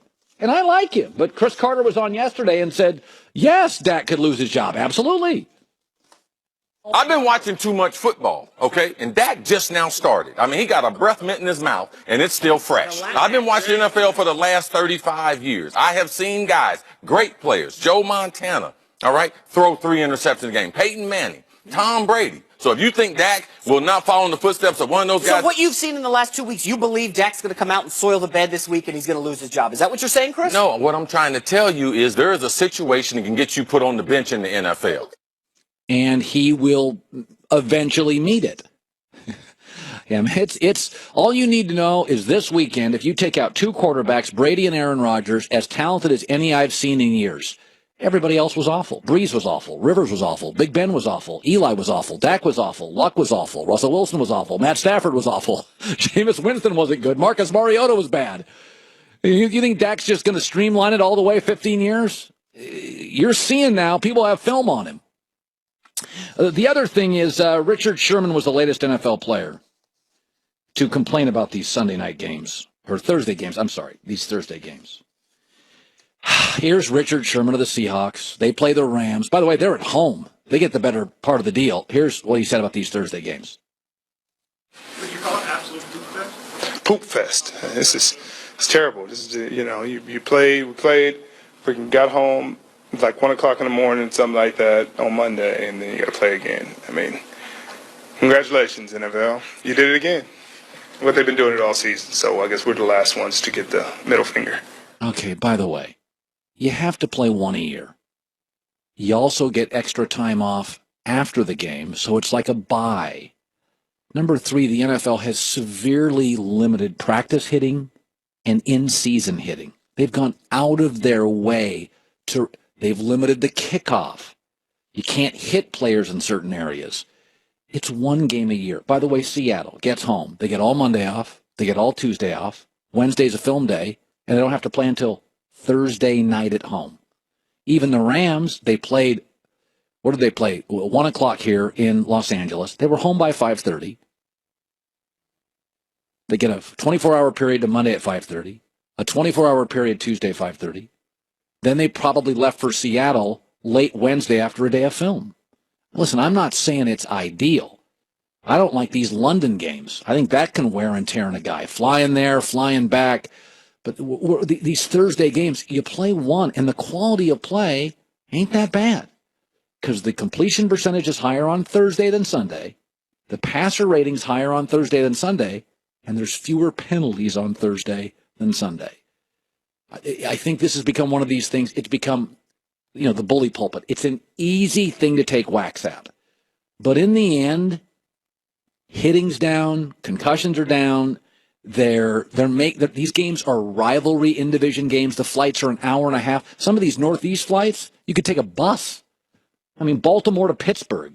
And some of these are Baltimore, Cincinnati.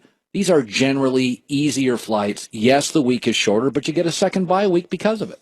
I would love to have a second bye week. I'd play an early game for a second bye week.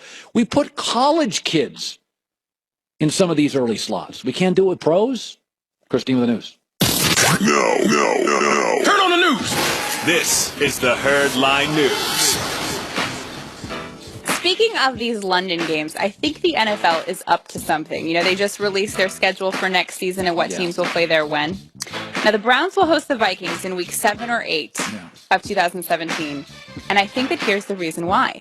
If the Browns continue to lose for the rest of the season, which if you look at their schedule, there's no reason to think that they could win a game here, and continue to lose for the beginning of next season, they could either break or tie the record for most losses in a row ever in the NFL, and it would happen in London.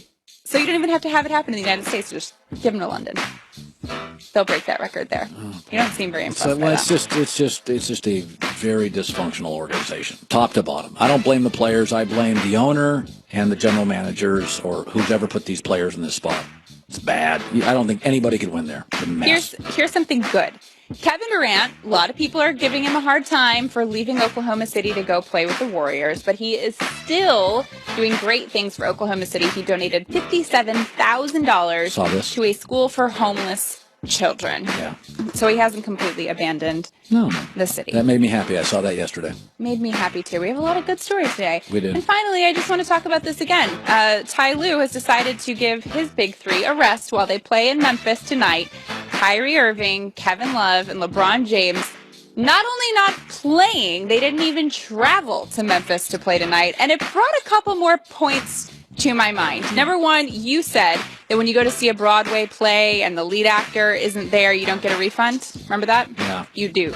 You do get a refund, or you can get an exchange. All right. Because they know that the attraction is coming to see that. Also, NBA teams sell ticket packages, and they're tiered based on which teams. So you think a lot of people are going to pay more money to come see the Cavs play. Yeah. But if the three biggest stars aren't playing, that ticket's not worth so much anymore, is it? Well, maybe if teams weren't greedy and didn't tier their ticket prices. Now you want to change the way that the NBA sells their tickets because these three guys want some rest early in the season?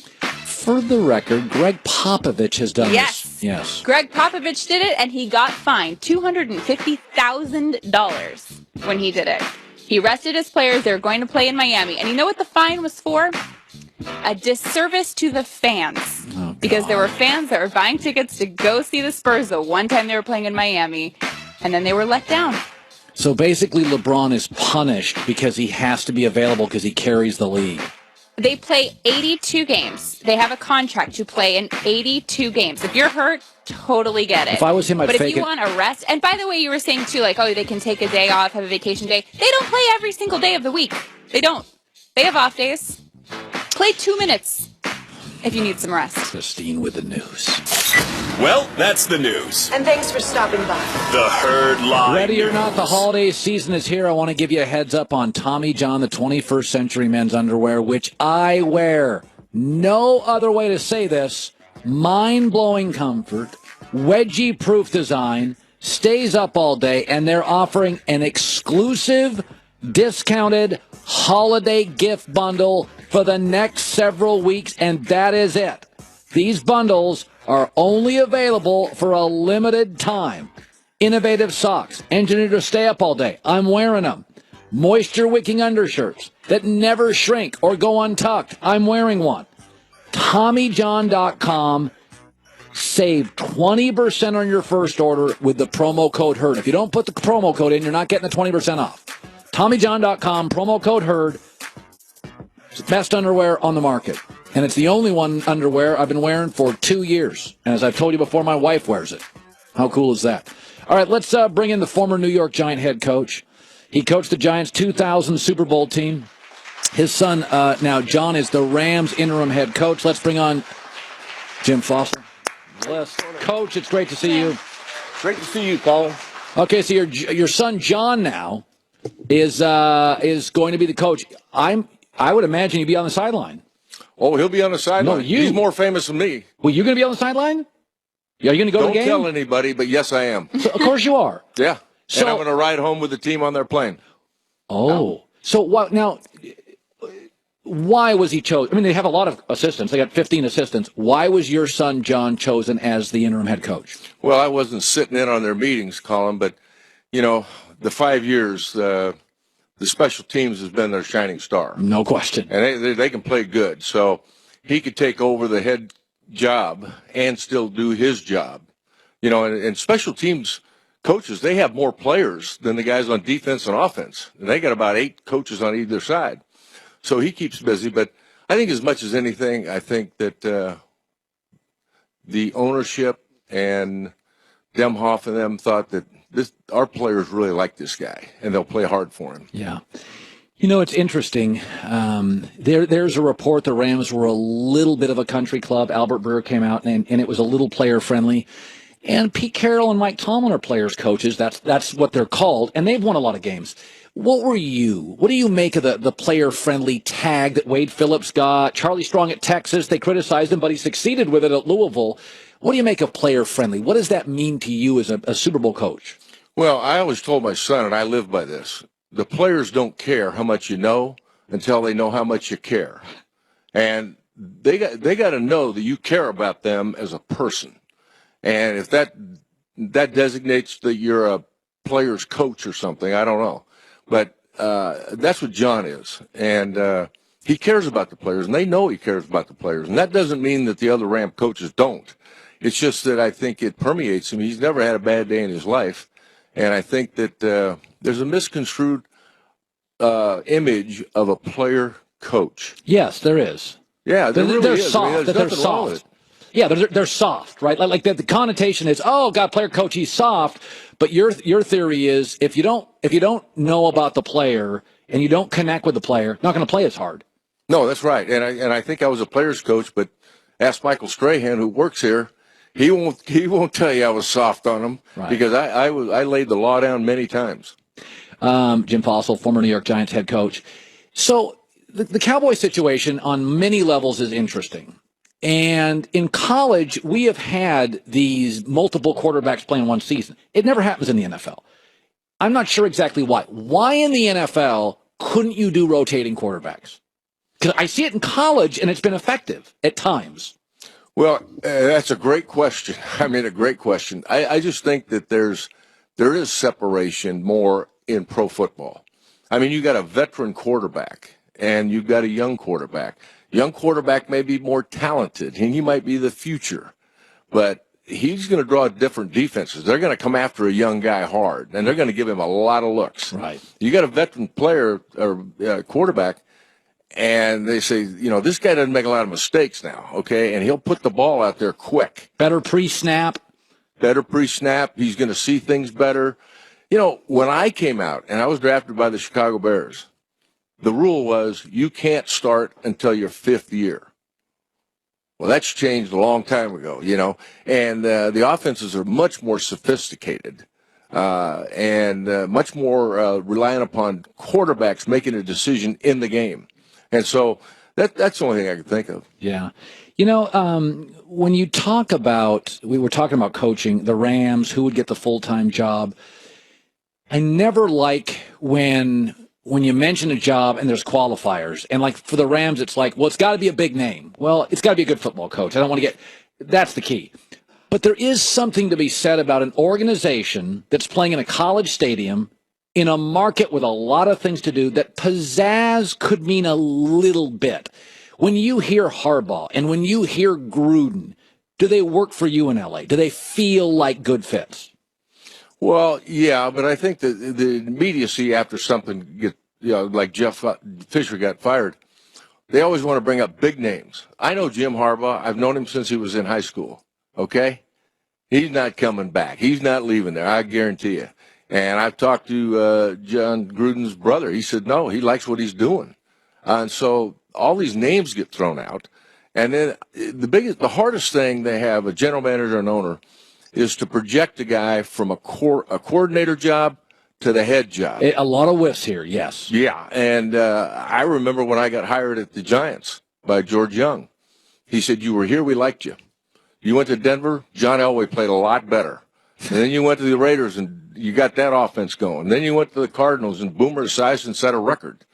He said, I would not have hired you because you coached John Elway. Because I don't know if it was John Elway or it was you.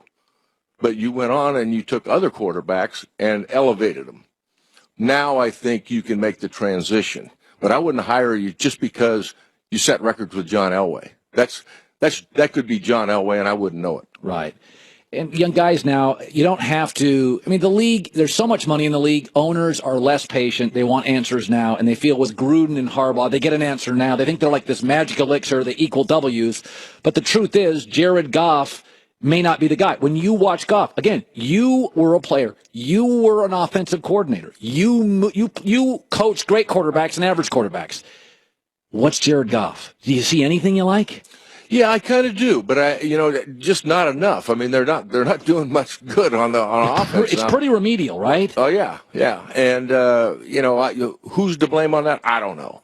And I tell people all the time, unless I'm sitting in the meetings, then I can critique them. When just watching them play, I don't know what's going on. But I was surprised that they moved up, and I liked the move up to take Goff. But then he wasn't playing, and I'm thinking, what is wrong here now? Is he not picking up the system? What is it? And then I think they made the right move to get him in because they weren't going to the playoffs. So if he is our future, let's see him. Let's get him out there. Let him make mistakes. But their offense is, they're struggling to run the football and the routes and drop balls. Well, they haven't, all that. Coach, they haven't drafted offense well. They haven't schemed it well. Is it possible? And I've seen this before. They're really good on the defensive side. Jeff's a defensive guy, and they're really they haven't pivoted particularly well on the offensive side. And maybe it's a staff. Most of the best coaches and their brain powers on one side of the ball, and maybe they need an infusion of an offensive guy. I mean, Gruden would bring that. Like you said, you knew Harbaugh. I want to go back to Harbaugh and just move this to Harbaugh. So when did you first meet him? Well, his dad, Jack Harbaugh, was the defensive coordinator at Stanford when I was the offensive coordinator, and Jim was in high school. So you met him in high school, and he was intense. Yes, and he was talented. Oh yeah. Now see, Jim is like his dad. John is like his mother. What do you mean? Well, you've seen the different personalities of the two of them. John's right? more likable. Yeah, I would say so. And, they both have their ways of doing things. They've both been successful. But it's interesting because Jim is like his dad. He's fiery. He's go get it. Intense. Intense. Mother is more laid back, and so is John. It's really interesting how they took sides. I said this the other day. It used to be the NFL was always the better job than college. These college jobs pay $8 million. Could I make an argument, quality of life, see your kids, money's now pretty even, that Michigan's better than most NFL jobs? Could I say that? Yeah, you could. You really could, because You know, there's so much going on in the NFL now. I mean, you got staffs that are huge, and expectations get real high. And people that, like at Michigan, they get frustrated if they're not winning. But if you're doing pretty good, they're 10-2, yes. You know, and I think colleges are realizing. When I was coaching at Stanford, Don Kennedy was the president. I had been retained over 3 head coaches, so I felt like the furniture. But Don Kennedy invited me to a speech he was going to give. And for Stanford president to say what he said in context, he said that we are here to educate people, but our tie to our alumni is through our football program and our basketball program. It will bring more money to us and more glad to say they're from this school. And so it is extremely important for Stanford University to be good in athletics. And in Michigan, which by the way, great academic school. Right. But I look at Harbaugh and I think to myself, he would hurt too many people if he left in the next couple of years. Like I said, I put his name out there because of course it's Jim Harbaugh. I mean, right now, if he's a hot property. I just don't think he would burn. I think Michigan's gonna last a while.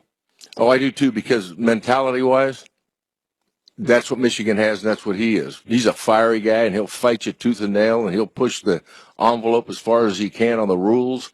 And sometimes you can't get away with that in the NFL. And I think he's happy there. I mean, he grew up there mainly. I mean, he remembers all the times with Bo Schembechler, and we've talked about it many times with him. And I think he's found the right job for him. And that's the hardest thing for a coach. You got to find the job that you fit, not just any job. What do you mean? I don't know how to, Nick Saban down in Alabama. He's going to run that with an iron fist. And by the way, his fan base is totally okay with it. Yeah. Oh, yeah, but that's the mentality of the kids they get down there in the Southeast, and, they grow up that way. Right. When you say jump, they say how high, not why. Was the Giants a good fit for you? Yes, it was. Why? It was a good fit because I thought I did a pretty good job with the media, and you better be able to do that or you are cooked. You get eaten alive in New York. Oh, big time. And they'll control the thought of the whole New York area. No question. If you get the media, if they're not on your side, the media will. They have been rough. Like Phil Jackson has no chance in New York. Yeah. He's getting eaten alive by the media. Parcells was pretty good with the New York media. He was acerbic. Right. I don't think, did they initially like Parcells? No. I don't think they did. No, he almost didn't make it to the second year. That's right. They were rough on Parcells. Yeah. But then I think his sarcasm worked, and they started winning a few games. Jim Fossil, former Giants coach, his son John is now the Rams interim coach, and you will be on the sideline. When's the team leave? They leave today. They're leaving today. And you're on the flight. I've got to, I'm taking a commercial flight up, and then I'm coming back on the team plane. And then John said, he said, Dad, I want you on the sideline. That's great. Aww. By the way, take rain gear. It's wet up there. My wife is shopping for it right now. I'm from there. Get your rain gear. Hey, thank you, Coach. Brought to you by True Car. Save time, money. Download their app. Configure the car you want. See what other paid for it. Get $3,000 off MSRP. Save time, save money, save all of those things with the True Car app today in LA. It's the Herd. Quite a show today. God, Ray Lewis was amazing. I'll put that on the podcast. He met with Donald Trump. Did you look him in the eye and think America's okay or not? A lot of people freak out. Like post-Trump disorder, post-Trump elected disorder. There's a lot of people still freaking out about that. It's very interesting what's happening in America. Like people just politically, it's crazy out there right now.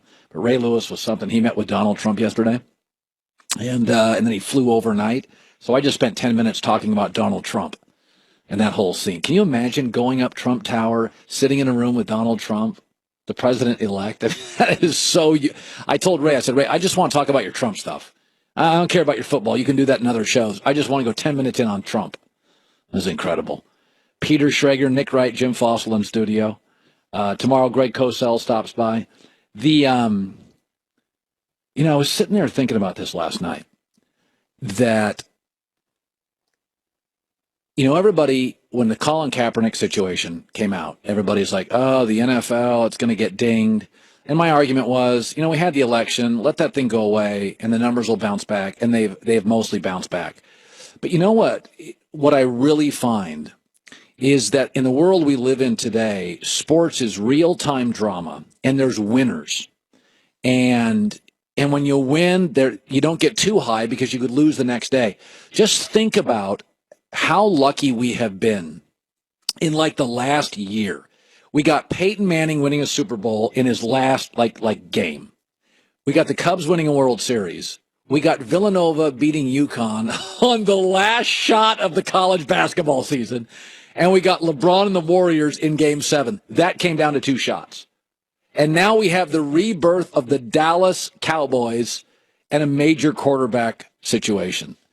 Have we had the craziest 12 months? If you went back in the archives, we got, in my opinion, you can argue that was as good an NBA final. That was as good a World Series. This has been really the most interesting Cowboys season since the Troy Aikman years. The Cowboys season's really, it's been a fun ride, right? They're the best team, and now Dak is struggling. We got a couple games left here. And Nick Wright came on earlier. The Cowboys play Tampa. Now, it's just one of these things. I watch all the NFL games to some degree. I just have, because I put a little money on Tampa, I've watched almost every snap of the Bucs, the Seattle game, the San Diego game, the game last weekend. Dallas is playing a Tampa team that it is like the Giants. Their defensive front is nasty. And we all think Dallas is home field. This, as Nick Wright said, this season for the Cowboys, you go back to the last couple of Decembers, about the last 10 Decembers for the Cowboys, they have not been kind. This may not end as well as Cowboy fans think. Cowboys play the Bucs this weekend. That's absolutely a losable game. They're favorites, but they absolutely can lose it. If the Cowboys lose this week, they go into next week because they then play the Lions. They go into that Lions game where if the Lions have just beaten the Giants, then they're playing the Lions for the 1 seed. If the Giants have beaten the Lions, the Cowboys are a half game away from falling to the 5 seed. Forget a bye, forget home field, the 5 seed. John Goulet is squeamish. I think what we have to do with Dak, we just have to realize this is part of the process. There's 2 Daks. There's the week 1 through 10. We don't have much film on him.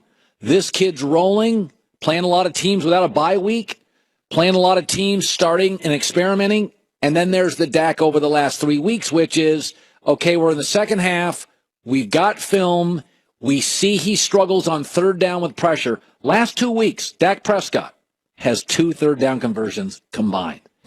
If you go to his first 10, that's Dak 1, and you go to the second Dak, the last 3 games, better defenses, little more pressure, weather gets colder, the second Dak is below average. Now, I think he's going to be a franchise quarterback, but don't just wrap your arms around all his numbers and say it's the same thing.